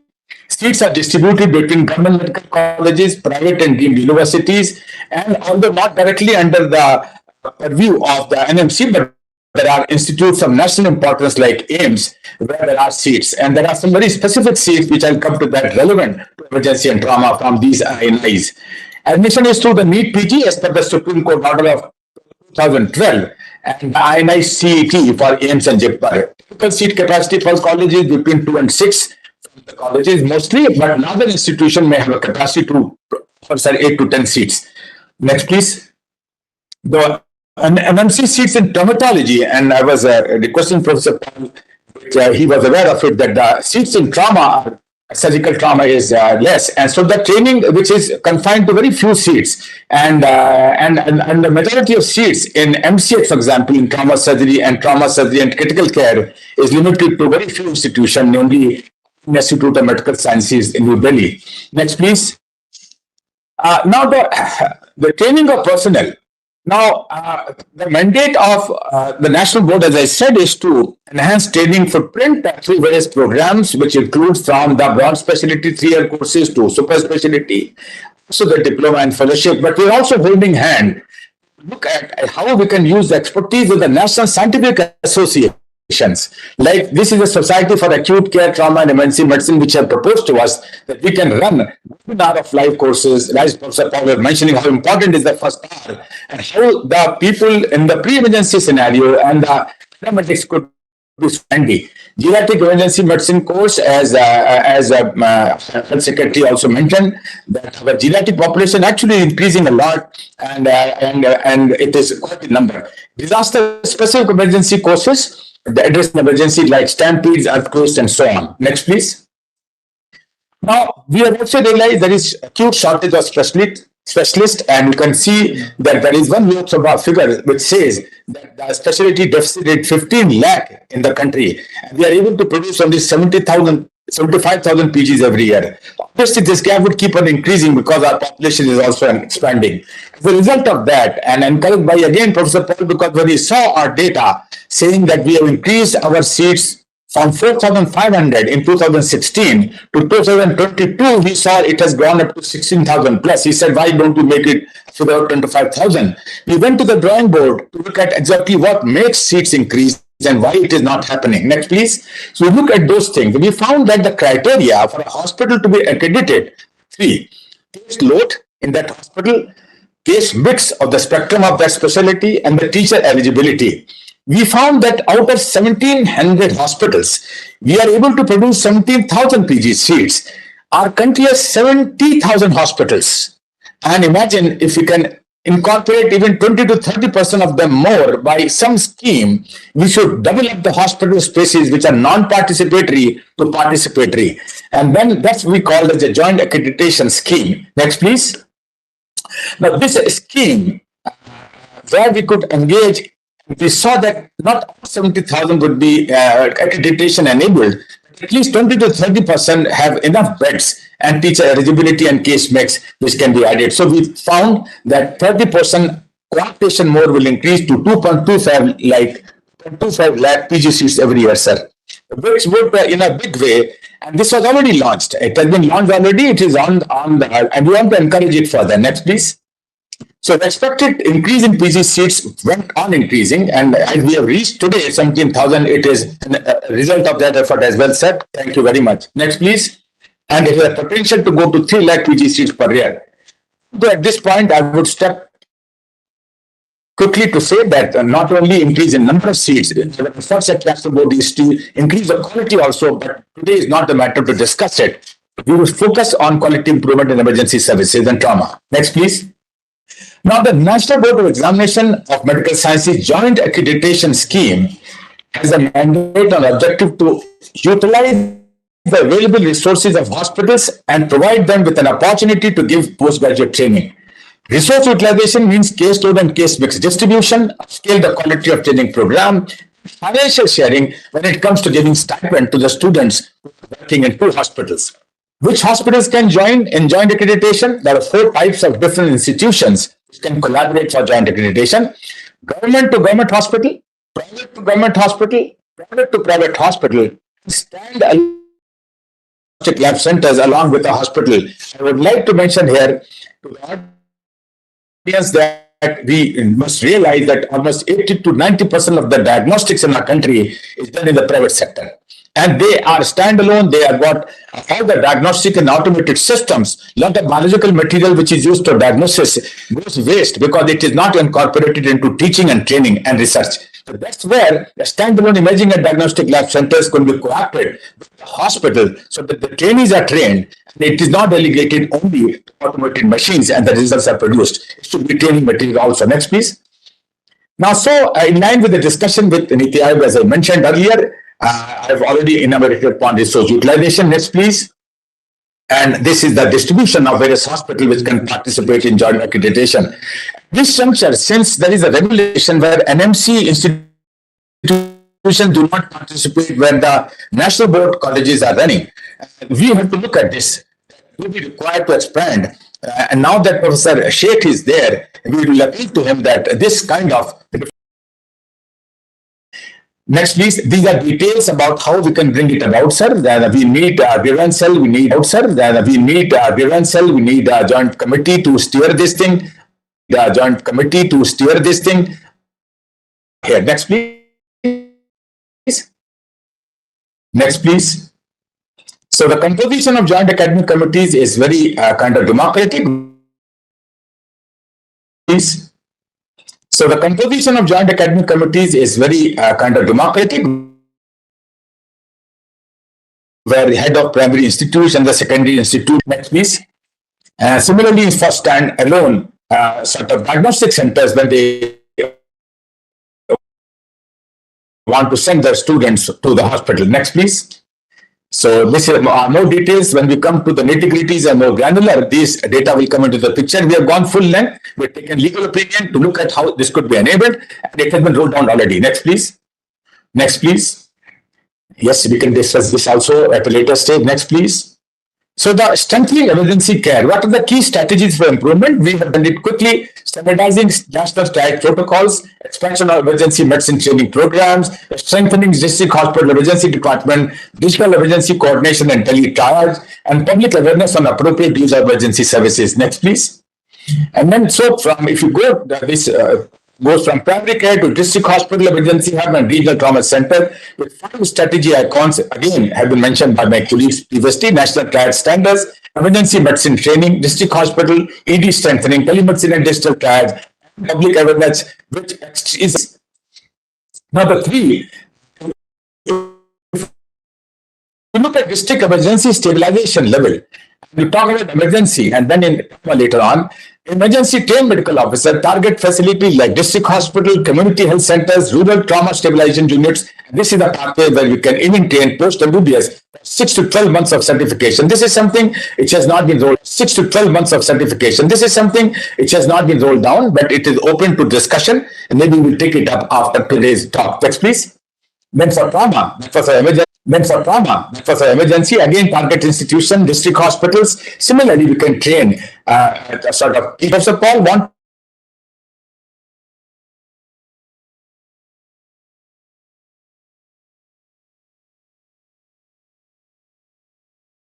prioritization, improve team coordination, reduce preventable mortality. Next, please.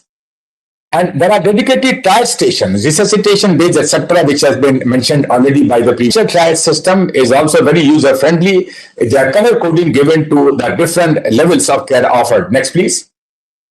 Creating dedicated emergency teams, which is team-based response. District hospitals should develop emergency physicians and trained medical emergency nurses, trauma stabilization team, rapid response teams, and a clear role allocation during emergencies instead of individual taking decision, collective decision by the group. Next, please. So these lessons continue, and protocol-based emergency management, continuous training and simulation, emergency care skill must be practiced regularly. Simulation improves decision-making under pressure, strengthens team communication, integration with the pre-hospital emergency system, emergency care leadership and governance, which is so important for a coordination. Next, please. Finally, this is into a tiered connected system linking community level care, district hospitals, and trauma centers. 2 examples here. Next, please. If you look at level 1, community and primary emergency care, the first contact layer is where the primary health center, followed by community health and rural emergency stabilization unit, which functions in the way that we have been discussing. Next, please. Level 2 would be an operational hub of the system. In the district hospital, as regional emergency care hubs with core capabilities of advanced triage, emergency surgery, trauma stabilization, and so on. Next, please. And level 3 would be advanced care hubs, where located in the medical colleges or specialized trauma centers, apex referral institutions, with the capability of offering neurosurgical services, cardiothoracic surgery services, and so on. Next, please. Thank you very much. Thank you very much, Walter. Thank you. This is very intense. And one insight that you have provided is that as we strengthen the district hospitals for emergency and trauma care, and once they meet the benchmark, first and foremost of IPHS, and then eventually the national board benchmarks, they are ready to be used also as training sites for deployment. To tell us about how you've been working with different states to strengthen the systems at district level hospitals for emergency care. Over to you. Thank you, sir. Am I audible, sir? Visible. So slides are visible. Thank you, sir. Thank you, sir, for providing the opportunity. I am Dr. Tej Prakash, work as Assistant Professor, Department of Emergency Medicine, AIIMS Delhi. To have strong emergency and trauma care system, we must have capable people who are manning those systems. So to build the capacity, we must consider at 2 levels. One is at governance level, and one is at care delivery or provider level, which the provider levels constitute the doctors. The provider level constitute these doctors, nurses, paramedic, and other staff who provide the clinical care. There are a lot of courses which are running, like the Ministry of Health National Emergency Life Support courses, quality improvement courses, various resuscitation courses, simulation courses. The few of the unique courses which we were able to bring in, one of such course is AIMS Triage course. And for having the capacity building at governance level, these important stakeholders like district health administrators, medical superintendent of district hospital, nursing heads, health managers, emergency in charges, they are very, very important, who creates the enabling environment and provide the systems to provision the high quality emergency care. And one of such courses is the Champions of Change course. So I will be limiting to these two important courses to build the capacity, that is the AIMS Triage course and the Champions of Change course, which we are doing for district hospitals. So Triage has been talked a lot, and it has shown tremendous outcome impacts on lives. And this is one system of recognizing sick patients early. The system does not require money. This is just doing some reorganization and building the capacity or training the people. So we were able to come up with the triage, which has been taken up by Government of India, and now it is part of the operational guidance of emergency and trauma care. And right now we are trying to model, and we have created certain models of training, and which is running in various states, some at district hospital level, some at medical college level, but this is available training programs, which is helping us a lot. Now, coming to the governance level training program, one of these courses is the Champions of Change course. Until this we build the enabling environment, especially the human factors, considering those people who enable the system to achieve those, even if the resources are there, the manpower is there, willingness to perform in the manpower is there. Many times it cannot produce that sort of outcome. So we were able to conduct these courses in 5 states, medical colleges and district hospital. I will be limiting myself to district hospital. So in these 3 states, Ladakh, the UT of Ladakh, Chhattisgarh and MP, we conducted courses to train 42 district hospital administrative and managerial groups. After this course, this course is a 5-day course where we take all these important aspects of training, like human-centric approaches, the simulations, the group discussions, area visits, the skill sessions, and especially how you can set up these skill trainings at your centers. Then how we can utilize gamings or fun learnings as part of the adult learning and teaching module. So after doing these courses, they went back, they did certain things, and which resulted into a good outcome, which you can see at DH Badwani. You can see there is some reorganization is going on at Damtari, Leh Ladakh. There is governance models in the form of hospital emergency care improvement committees, which are coming up, and it is impacting the lives of various patients which are coming to emergency. Even they went back and built these skills, and you can see the skill upliftment is happening. And these are some glimpses of these programs. Just to make a note that how at a state it can be leveraged and taken up for implementation at higher level. UP, the state of Uttar Pradesh has went ahead creating a state level task force. They have applied for DNP courses in various institutions, especially the medical colleges, and they got certain number of seats. They established triage. They ensured that triage would happen at all the medical colleges, and now they're moving towards the district hospitals. They are regularly conducting the training and simulations, and even the preparedness capacity of these centers has improved. The leadership and governance models has improved, and one of the National Health Research Priority Project site is Ayodhya, Uttar Pradesh, which Dr. Manu has mentioned earlier. So these trainings improve the systems and the service delivery, which impacts the patient outcomes. But until unless we have dedicated cadre, we will fail to sustain these activities or quality services in coming time. So for having that, we need these emergency medical officer, emergency nurses as a designated cadre, and already spoke about by multiple panelists that relevance of MD and DNB emergency medicine courses. I would like to add that even for creating quality nursing emergency care, INC has came up with nurse practitioner master's program, which need to be upscaled. Similarly, for the paramedic courses and the other allied health staff which are there.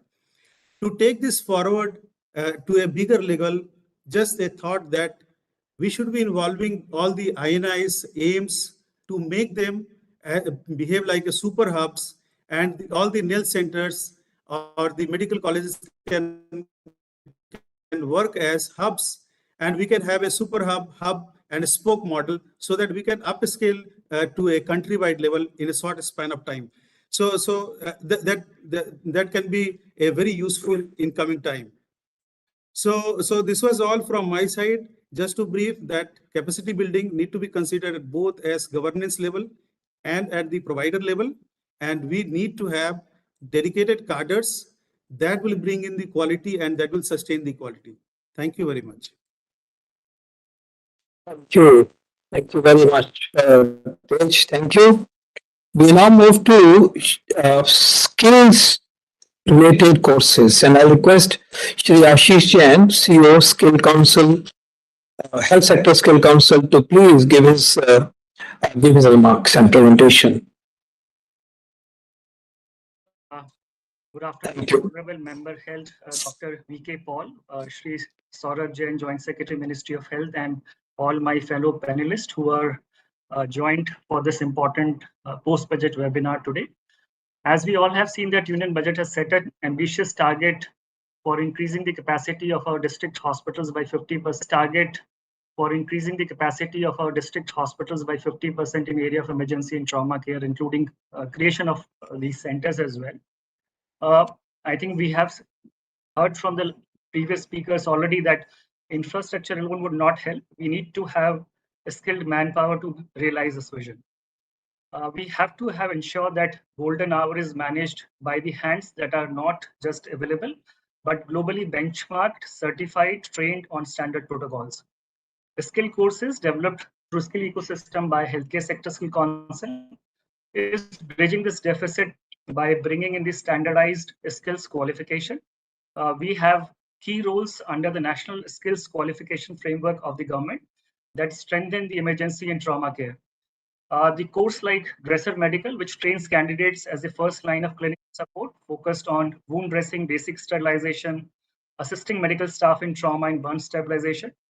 A very important role on emergency care assistant at NSQF level 3.5, which trains on critical role for patient transport, provide basic support during medical and trauma emergencies, and managing the scene of an accident. We have another skills qualification called EMT Basic, Emergency Medical Technician Basic, which is at NSQF level 4, which is the backbone for all the ambulances services, and they are trained in the evidence-based protocol for cardiovascular, obstetric, and respiratory emergencies. Another qualification which worked along with DGHS Ministry of Health is pre-hospital trauma assistant, very relevant for today's discussion, a highly specialized role focusing on the golden hours and trained to provide skills to manage trauma at the site. These roles could very well be integrated into newly designed red, yellow, and green triage zones as well, ensuring that the administrative flow and clinical stabilization occurs simultaneously, eliminating any fatal delays.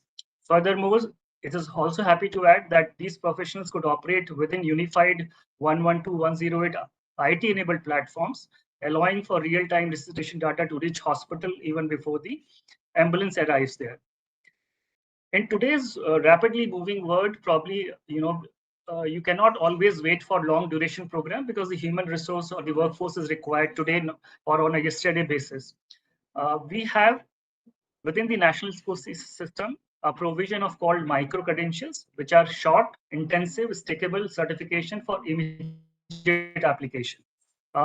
HSSC has developed various such micro credentials, which are aimed at emergency and trauma care, starting from as basic as first aid care, which provide immediate life-saving intervention, Then we have a micro credential on basic cardiopulmonary life support, standardized national life, which is basically training on high quality CPR, AED usage, relief of airway obstruction, etc. We also have a micro credential on advanced cardiopulmonary life support for doctors and specialists for managing complex cardiac arrest, strokes, arrhythmias, and post-resuscitation care. Within the skilling ecosystem, we also have qualification on the maintenance and calibration of biomedical equipments in ambulances, which is an important one to ensure that technology never fails when life is on the line. The national qualification trains individuals to install, maintain, and calibrate biomedical equipment for the ambulances. This will also be able to manage inventory, documentation, supply chain while providing the technical training to the faculty and staff. Most importantly, I think we have been hearing about upskilling or reskilling of the existing workforce, the doctors and nurses. We have programs which has been created and developed along with the major healthcare providers in the country on upskilling our specialist nurses, AHPs, and through the specialized modules, short-term modules, to ensure that existing workforce and clinical leadership in trauma, burn, and critical care centers are aligned with the international best practices. The upskilling programs are being utilized for training of doctors, nurses, AHPs on advanced cardiopulmonary life support. Simulation is being utilized for simulation instructor programs, trauma and emergency care training. These courses emphasize on leadership during Code Blue and advanced airway management. We have a complete ecosystem within the country, which is pan-India, to ensure that quality skills training can be provided. We have skill labs and training centers which are standardized. Each training center must have mandatory equipment like CPR mannequins, AED trainers, and fully equipped ambulance simulators. Importance is given to the simulation-based training. HSSC also has set up its advanced technology center with AR facility in Delhi, which can be visited by our fellow panelists. We also train the trainers, which is very important to actually impart these skills to the participants so that they are not just clinical competent, but also skilled in modern vocational pedagogy. We have independent assessment mechanism, which ensures integrity. Every candidate undergoes 3-part evaluation, which is theory, practicals, hands-on, viva. OJT is evaluated through logbook. Very importantly, in today's digital world, we have digital certifications which are issued through Skill India Digital Hub SIT portal, which are verifiable digital track to check the credential of the workforce. And also to add here, these can directly be linked into the proposed National Trauma Registry as well. Recognition prior learning, which is a very important concept within the skill ecosystem, not only in India, globally.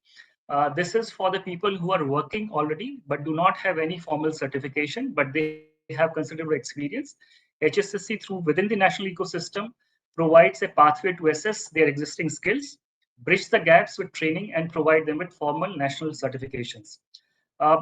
Government of India has a very important scheme. I think healthcare providers have to utilize this much more, which is the apprenticeship scheme called the National Apprenticeship Promotion Scheme, which could be leveraged directly by the district hospital to impart skills to candidate as apprentice and create a pipeline that allows district hospitals to build their own sustainable workforce. In line with NAF's focus, there is focus on in-house training, which is during all district hospitals and trauma centers could engage trainees such as EMTs, dresser as apprentice, providing them the on-the-job training in high-pressure environment while the students earn stipend. And district hospital will also have more hands to work with them within the ER departments. Lastly, I think Healthcare Sector Skill Council would like to propose to work under MOHFW to design a skill course for emergency medical officers. It's an upskilling program which can be targeted to the existing staff in the district hospital under the recognition of prior learning mode, where they can be trained or given a bridge program to get their competencies aligned to this new cadre. Also, a district hospital can use this to train using apprenticeship mode as well, so that the skilled manpower is created at the earliest without any delay. The skill course is very important because it would provide the skilled manpower in the shortest possible time, which will be instrumental in meeting the objectives of strengthening and increasing the capacities by 50% across the district hospital with requisite skilled manpower. In conclusion, I would say National Skilling System and HSSC would work in collaboration with MHRW and other entities to complement any initiatives for development and training of skilled manpower for emergency and trauma care. Thank you. Thank you very much, Shishti. Thank you indeed. And I think to be noted is that the opportunities that the Skills Council serves should be leveraged by the state governments in any case, and that should really not inhibit the huge potential for gap filling for capacity, but also huge potential for jobs and employment. I request now Dr. Pradeep Khasnabis from our ministry to tell us about National Emergency Life Support Initiative.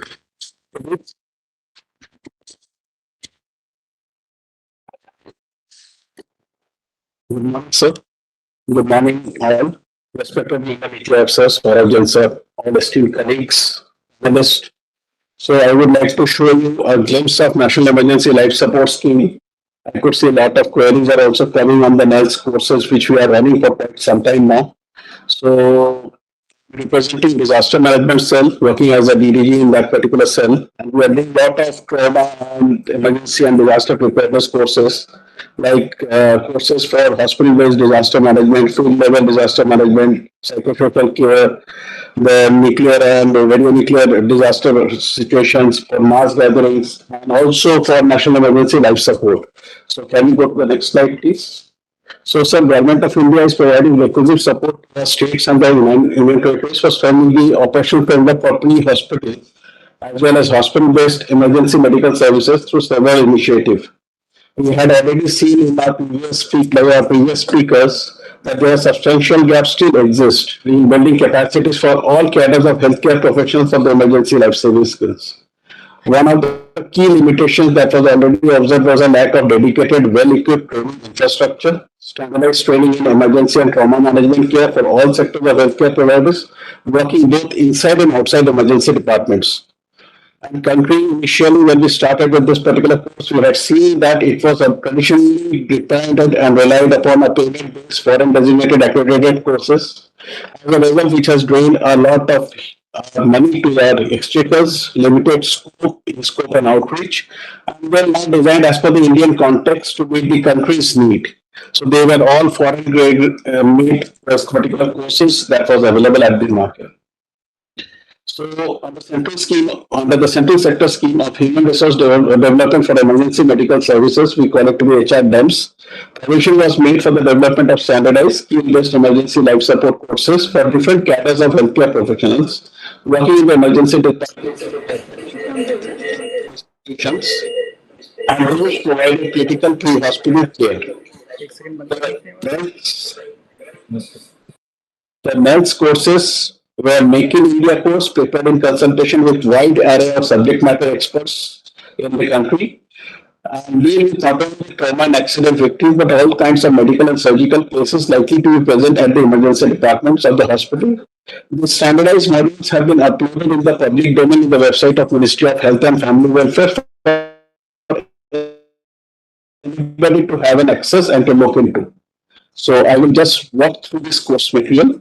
So initially we have given the task for creating such kind of a standardized training centers. So such kind of a training centers have already been developed in different government medical college and autonomous institutions across the country under a scheme for training for the NELS courses. The training of trainers, which has already been run out, the NELS courses for doctors, which is a 5-day hands-on training, then for nurses for 3 days, and for paramedics, 3-day courses are running. We are undertaken at operationalized NELS skill center with pan-India fashion. We are expecting the states and UTs for maximum utilization of NELS skill center and master trainers in calculating this emergency care trainings to the district and sub-district level healthcare facilities so that standardized training is being imparted through these training centers. And if we talk into the courses which we are having, we have been looking into the medical emergencies, surgical emergencies, cardiac emergencies, respiratory emergencies, including ventilator management protocol for COVID-19 and other diseases which was immensely helpful during COVID-19, trauma-related emergencies, gynecological ops emergencies, pediatrics, snake bites, and poisoning. There are 3 courses and we have already 5 course modules. They are specifically for doctors, which have a provider course module. the nurses, which we have a facilitator and a facilitator course module and a provider course module. And for paramedics, similarly a facilitator course module and a provider course module. All these modules are available in a public domain in the ministry's website, which I just showed that. Come to the next slide, please. So let us walk through the doctor's course module which we are undertaking. We generally talk about the initial assessment for the patient and action, oxygenation and airways and breathing, maintenance of circulation, shock, chest pain, arrhythmia, neurological emergencies, trauma, which includes head, chest, abdomen, pelvis, musculoskeletal, spine and burns, managing trauma victims, hospital preparedness for the emergencies and disasters, medical emergencies, including environmental emergencies and poisoning, surgical emergencies, neonatal and pediatric emergencies. So this is just a glimpse of exactly what all course materials are there inside this module. Now coming to the nurses course module, to the next slide. We generally teach about the standard safety precautions to be followed for infection control, maintaining the air, breathing and circulation, management of trauma and other acute emergencies including poisoning, managing ICU and other maintaining equipments including the ventilators, syringe infusion pumps, crash pads, etc. Routine monitoring of patients including the fluid management, which is very immensely important, especially for the nurses. The role of nurses in hospital preparedness for emergencies and disasters, group dynamics and team approach, ethical and legal issues to consider while dealing with emergencies. And when we talk about the paramedics, it speaks about the initial patient assessment. This can happen outside the hospital. Drowning, acute breathlessness, choking, AED, BLS, infant and child, change of survival of adult, CPR, etc.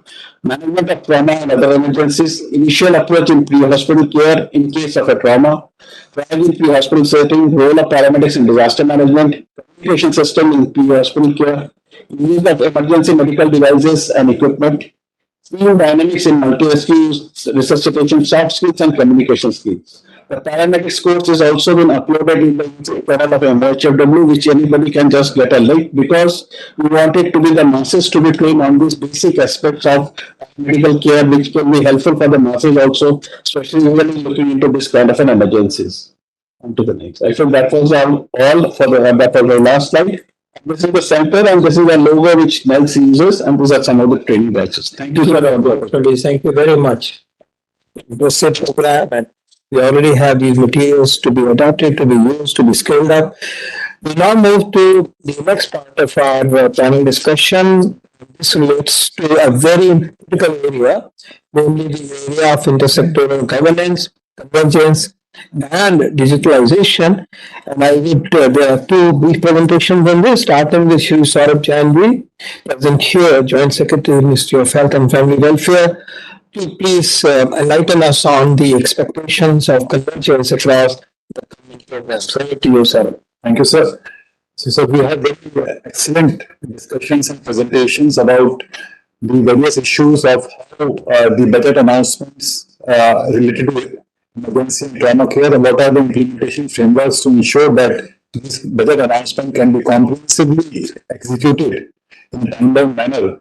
So I would just like to mention about the convergence that is possible across various sectors to ensure that a whole government approach can be ensured while implementing these programs. So as we have seen from multiple sectors during the webinar, we have speakers from various stakeholders. So we have the speakers from the Ministry of Home Affairs. We have various secretaries, transport, and from medical colleges, from district hospitals. So all are present. And there is a huge scope for convergence. So we see like lots of centrally sponsored schemes government has implemented. So if I take the example of the PM Abhi scheme, the mandate is to build a critical care block in all the district hospitals. Now, there is a very big scope for convergence to ensure the continuum of care between the emergency and medical care as well as the critical care block, where the emergency care system can actually stabilize the patient once it reaches the emergency care, and then depending upon the kind of injuries that these patients are having, then they can move to the critical care blocks. So we can we can have a medical treatment within the golden hours so as to stabilize the patient through the emergency care, and if he can be discharged after the emergency care, he can be discharged. But if it's a case of critical care, then he can be moved to the critical care block, which is also located in the district hospitals, and that is actually providing continuum of care. We have the systems. It was discussed about the integration of ambulances with the 112. So we have the under the NHM more than 30,000 ambulances and BLS ambulances have been provided support from Government of India. Now, many of the states have already integrated their 108 system with the 112 systems. So I urge upon the states to integrate these systems so that we can have a centralized system of ambulance dispatch. And also, now what we are intending to do is that we want that the 112 system should be integrated with the e-Sanjeevani platform so that once during the en route process also, the EMT person who is sitting in the ambulance, they can directly contact with the respective hospitals. They can provide the pre-hospital notifications and also provide the patient status, so that by the time the patient reaches the hospital, the necessary arrangement has been made, and also the tertiary care specialist consultation can be provided while the patient is in the transit. We have a lot of integration with the PMJ scheme. We have the tertiary care hospitals are being empaneled for providing emergency and trauma care. As was discussed by my colleague from the Ministry of Home Affairs, there is a PM Rahat scheme where a person who is being injured during a road transport, they can be taken directly to a PMJ empaneled hospital and they are provided free of cost treatment. So there is a huge scope for convergence across various centrally sponsored schemes and various central programs that are actually being implemented in the country. My request to all of you is that just think through all these programs, where is the convergence scope, and try to ensure that we can ensure a lot of synergy and coordination across these various programs. Under the NHM, we have the community health centers, which can provide these are the first referral units which can provide a referral support. So if a patient is being brought to a FRA at the community health center level, they can be stabilized there and then they can be transported to the district hospitals. The staff which is being there at the PSC level and the CSC level can also be provided necessary training to ensure that the stage stabilization can be happened at very close to the patient so that thereafter, once she is stabilized, when they can be taken care, then they can be taken to the next level of facility so that their lives can be saved. So I think, sir, there is a lot of scope for ensuring that lots of synergies and lots of the building blocks are there across various departments and various schemes, and through a whole of government approach, we can ensure that a coordinated response for this trauma and strengthening of emergency and trauma care can be actually ensured. And through this, because lots of expenditure, well, especially for the poor patient, is being done on the emergency care, and through a coordinated approach, we can ensure that the out-of-pocket expenditure can be saved to a large extent if we have integration and convergence across various schemes. Thank you very much, sir. Thank you very much. Extremely important point. Thank you very much. I now invite Shri Kiran Gopal Vasaka, who is our Joint Secretary at NHA, Ministry of Health and Family Welfare, to tell us about the HMIS, trauma registry, and other systems that are already available, to which the emergency and trauma care system input should be converged, and more by way of how integration can happen with the NHA system across the country. Over to you, Kiran. Thank you, sir. A very good afternoon to you, sir, and also to all the respected panelists and a large number of participants who have joined this very useful webinar that is actually throwing light on the efforts that are being done by different arms of the government, be it training, be it provisioning of ambulances, be it providing facilities in the hospitals. And Saurabh Jain, sir, has given an overview of how convergence is actually playing a very important role of bringing various aspects of healthcare together to ensure that emergency care and trauma care is provided. I have very brief 2 slides, sir, where I will just try to show the digital architecture and how the integration is happening. Please confirm if my slides are visible. Yes, we are visible. Sir, so the first slide I just wanted to show, sir, is the digital architecture, where are the different components. Sir, basically, I want to inform all the participants that how PMJY has changed the way we think of delivering healthcare in the country, where we bring both the public sector and the private sector strengths together. I mean, out of the more than 34,000 odd hospitals that we have empaneled, close to 40% are private hospitals. And when we talk about emergency trauma care, we also need to make sure that we leverage the capacity of the private sector also, especially in case of golden hour accident care treatment, where it is very important to stabilize the patient. So under the PMJY, which is the packages, we have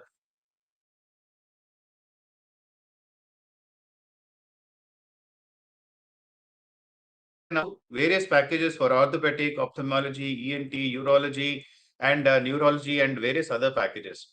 Now, how do we bring all of these together? On one hand, we have hospitals, private hospitals, public hospitals. On one hand, we have ambulances. On the other hand, we have reporting system. So the first and foremost thing here is the EDAR, Electronic Detailed Accident Report System, through which incidents or accidents are reported. Now, and then on the other hand, we have the emergency response system, ERSS, where one can call for an ambulance, which is the first point of contact, either for a good Samaritan or for the victim or for the police. And then one important thing that the PM Rahat scheme has also brought in is addressing this question of who will pay for the treatment. And I think here the government has through the PM Rahat scheme has provided clear guidance on clarity on that, as to the initial golden hour treatment and stabilization and accident related treatment can be done where the cost would be borne by the government. This entire processing happens through the PMJY's transaction management system, and the fund management happens through the motor vehicle accident fund. So all of these systems are weaved together, connected together, as I'm showing in the second slide, where on one hand we have NHS transaction management system, on the other hand we have by the police, or a scenario 2 where the victim is brought to the hospital without police assistance through a good Samaritan. The registration of the case, and then the movement, and then the registration of the patient, and then the subsequent treatment and the claim is all handled through this IT platform.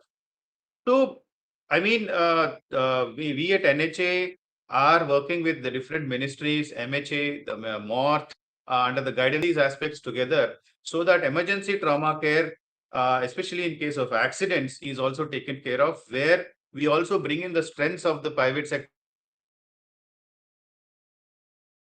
by bringing together various public and private facilities.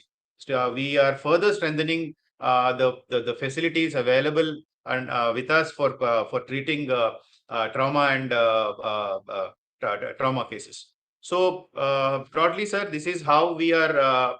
The IT part is being taken care of by integrating EDAR, by integrating TMS, the HMIS systems, and also the 112 system.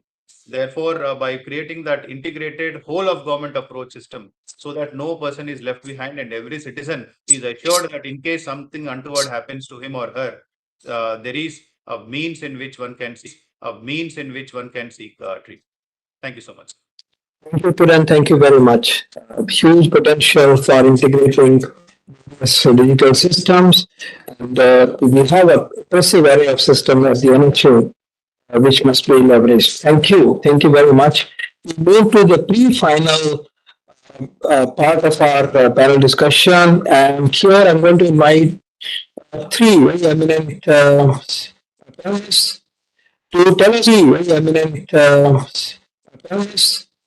to tell us about key ingredients of the implementation plan in follow-up, in translating the budget announcement into true action on the ground. Each one of you will have 5 minutes. A lot of ideas have been thrown by different speakers, including yourselves, in the course of the meeting. You would like to emphasize a few important ones there or add any additional points that you think are so critical. I'm going to start with Dr. Rajan Khobragade, ACS Health, Kerala. Khobragade, can you confirm your presence? Okay. Yes, sir. The first what I requested, this is Coming excellent to you. discussion. So, what key points from your side on implementing Yeah. the budget announcement? Sir, the first request is, sir, Ministry of Surface.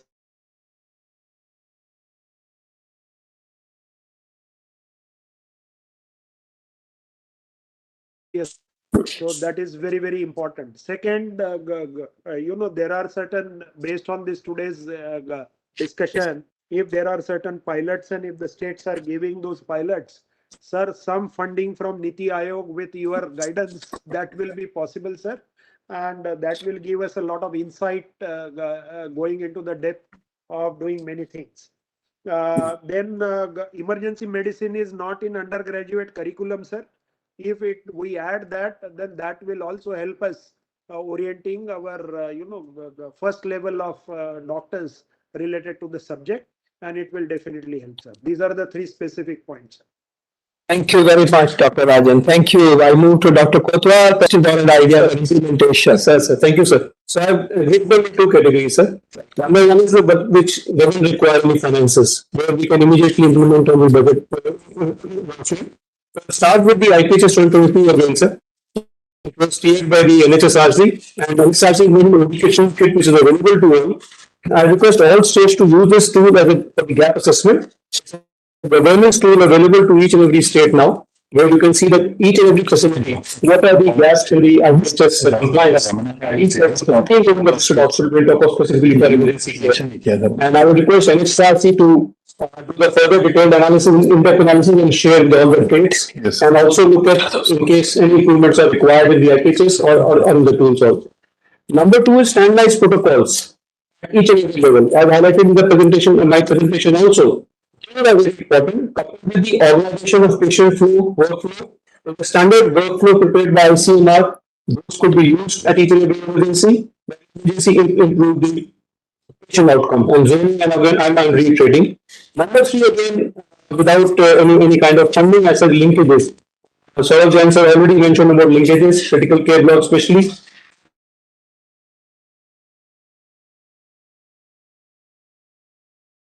Enabled ambulances, because now with technology, a lot of states already have, like Andhra Pradesh also mentioned, leverage technology where pre-hospital guidance can be given by emergency people running the hospitals to the EMT in the ambulance, so that the patient is managed effectively and appropriately in the target stage. Next, I'm coming to the funding, sir. That will take the phase infrastructure upgrade as per the IPHS.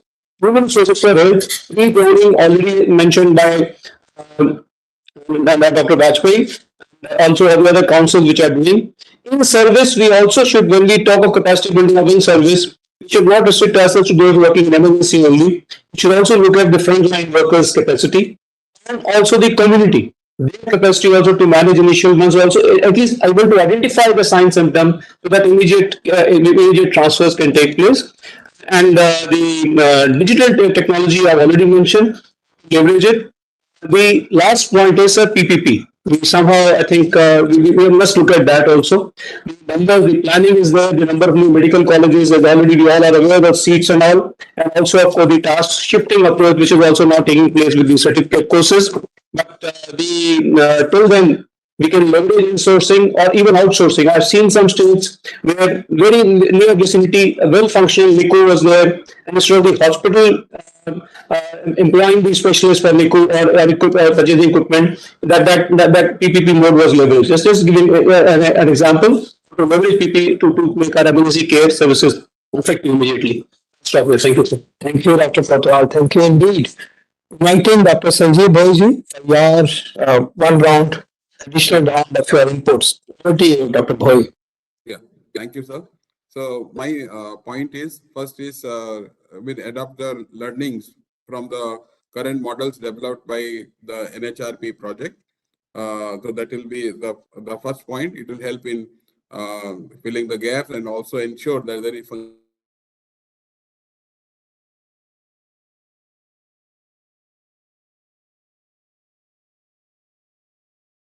and the third point is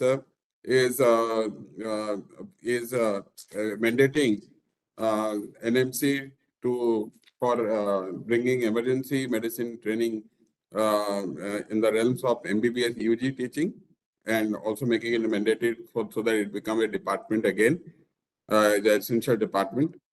That is one. And second is upscaling expanding the MD DNB program, and also all acute care specialty for doctors, nurses, and paramedics. So this is the three points which I feel that it is very important. And bringing up the last point is very important, sir. And developing state action plan and umbrella program, just like TAI, in most of the states across the country. So which will build the framework for working governance and care delivery model, sir. Over to you, sir. Thank you very much. Now, before we move toward conclusions, I have a special request for a special input at this stage. I'm inviting Dr. Raman Raoji, EMLC head, GVK EMRI, who are the leading innovators and leading player in the system. Your remarks, particularly by way of how you see the way forward for the country. Over to you, Dr. Raman Much for inviting us to be part of this very important webinar. I just wanted to conclude in a very crisp manner by using an acronym, by listening to the very inspiring words from the Honorable Prime Minister and yourself. Industry point of view in terms of pre-hospital care, what I would recommend for the current and the future in terms of capacity building, I want to use two basic premises. One is a system saves life. Second is our training should result in performance. Amalgamating these two for the current and the near future,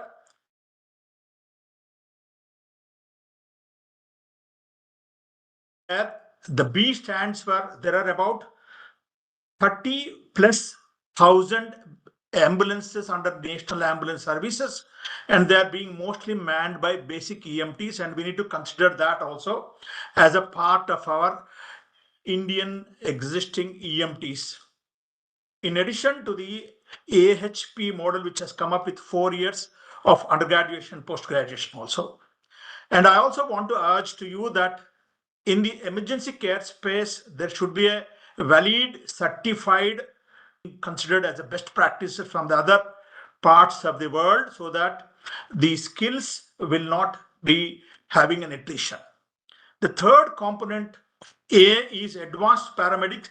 Some PG programs are identified, but there is a strong need for us to increase the number of PG programs under the advanced paramedic courses, like disasters, pediatrics, aeromedical transportation, so on and so forth. There was also alluded, and I just wanted to echo that the regionalization of health, which was mentioned in the national health policies, which is causing a lot of catastrophic. I'm very sure that every district or a particular region should be made independent, and 80% of the emergency care should happen in the local areas, and so that there is a strong referral system and a backward referrals also, what was alluded by some of the speakers from an industry or a pre-hospital care perspectives.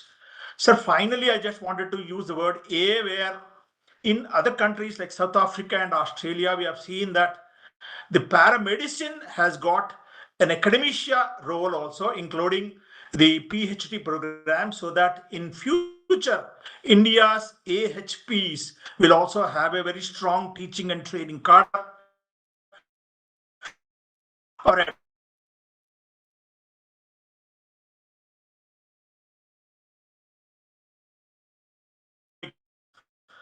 like the game changer in the emergency care, sir, particularly in the advent of the AI and therefore Bharat is the word which I'm trying to use from each of these, could be considered as one of the areas where we would be able to gain more opportunities for saving lives, minimizing the complications, and reducing the hospital stay at the district level. Thank you so much, sir, for giving us this opportunity. Right, sir. Thank you very much, and stellar work done by your organization. You have been pioneer, innovator, and you have been leading us. Thank you. We move now to the last part of our panel discussion. Briefly, we are nearly on time. I'm attempting to highlight the key takeaways from this very rich, very insightful discussion. बहुत अच्छा संवाद हुआ है, बहुत चीजें साफ हुई हैं और इस 1.5 घंटे में बहुत सारे आइडियाज ऐसे हैं कि जो कि हमारे जो एक्शन प्लान बनेगा उसमें जाएंगे, उसके ऊपर बिल्ड किया जाएगा. First part, I was just highlighting what we heard from you for record and for our noting down. Firstly, a lot of strengthening of our services at the district hospitals can be undertaken by sitting together by a systematic approach to re-engineer the processes, use the existing resources, reposition human resources. We've seen from the research work in particular that our by the ICMR led, ICMR funded work that has been done, that all this can be achieved relatively quickly. We should really not wait, and this work should start now if it has not already been started.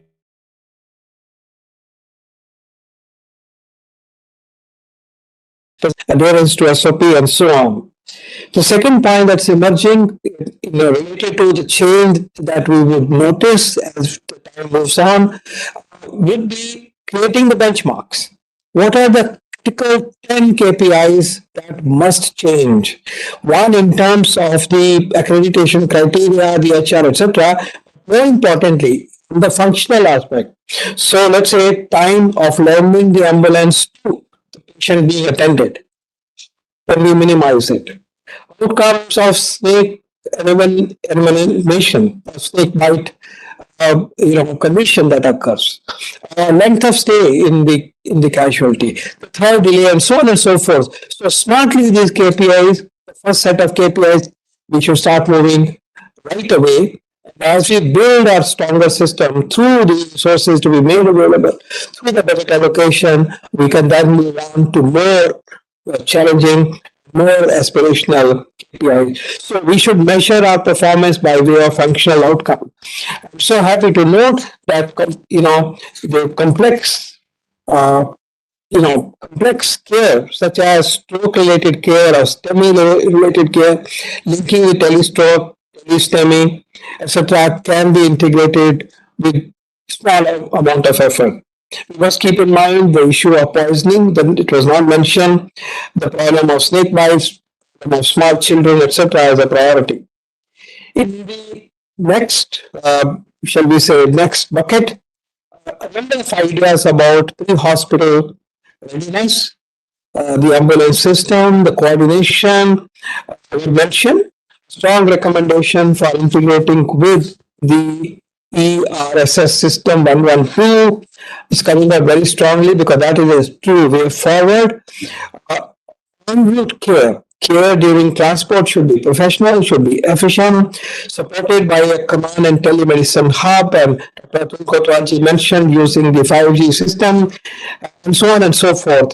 Coming out with a strong idea so that the survival improves. Integrating private ambulances, government ambulances, NHI ambulances, the point that has been mentioned. Technology seems to be a good driver for bringing in efficiencies in the system. We also learned a new insight, to me, is to how to maintain ambulances from Andhra, the extra number of ambulances, periodic maintenance and use of IoT. I think it's a very fascinating idea that has come as a best practice from them. Talked about registries, snakebite registry. I think it's a point worth noting down. Very good discourse on the digital systems have come. It seems quite apparent and quite certain that the emergency trauma system has to be loaded on digital backbone. And we have wonderful examples of such digital backbone. We heard it from the different states. We heard it from NHA. All a lot of efficiency, precision, accountability, speed can be brought through using the digital backbone. Clearly, this will be a very important part. Part of digital backbone, which probably got slightly less mentioned, is the digital system that you would have at the district level hospital, district hospital, for patient care dynamics. See a lot, we heard a lot on how the ambulances will move and how it is to be done. We heard a little bit more, a little bit on how the patients have to be managed. So those dashboards, that level of digital tracking will bring in the quality at our district hospitals. Working on the issue of convergence, it's about convergence of schemes, convergence of systems in the hospital, convergence with the ambulance system, intersectoral convergence. We heard that very loud and clear today.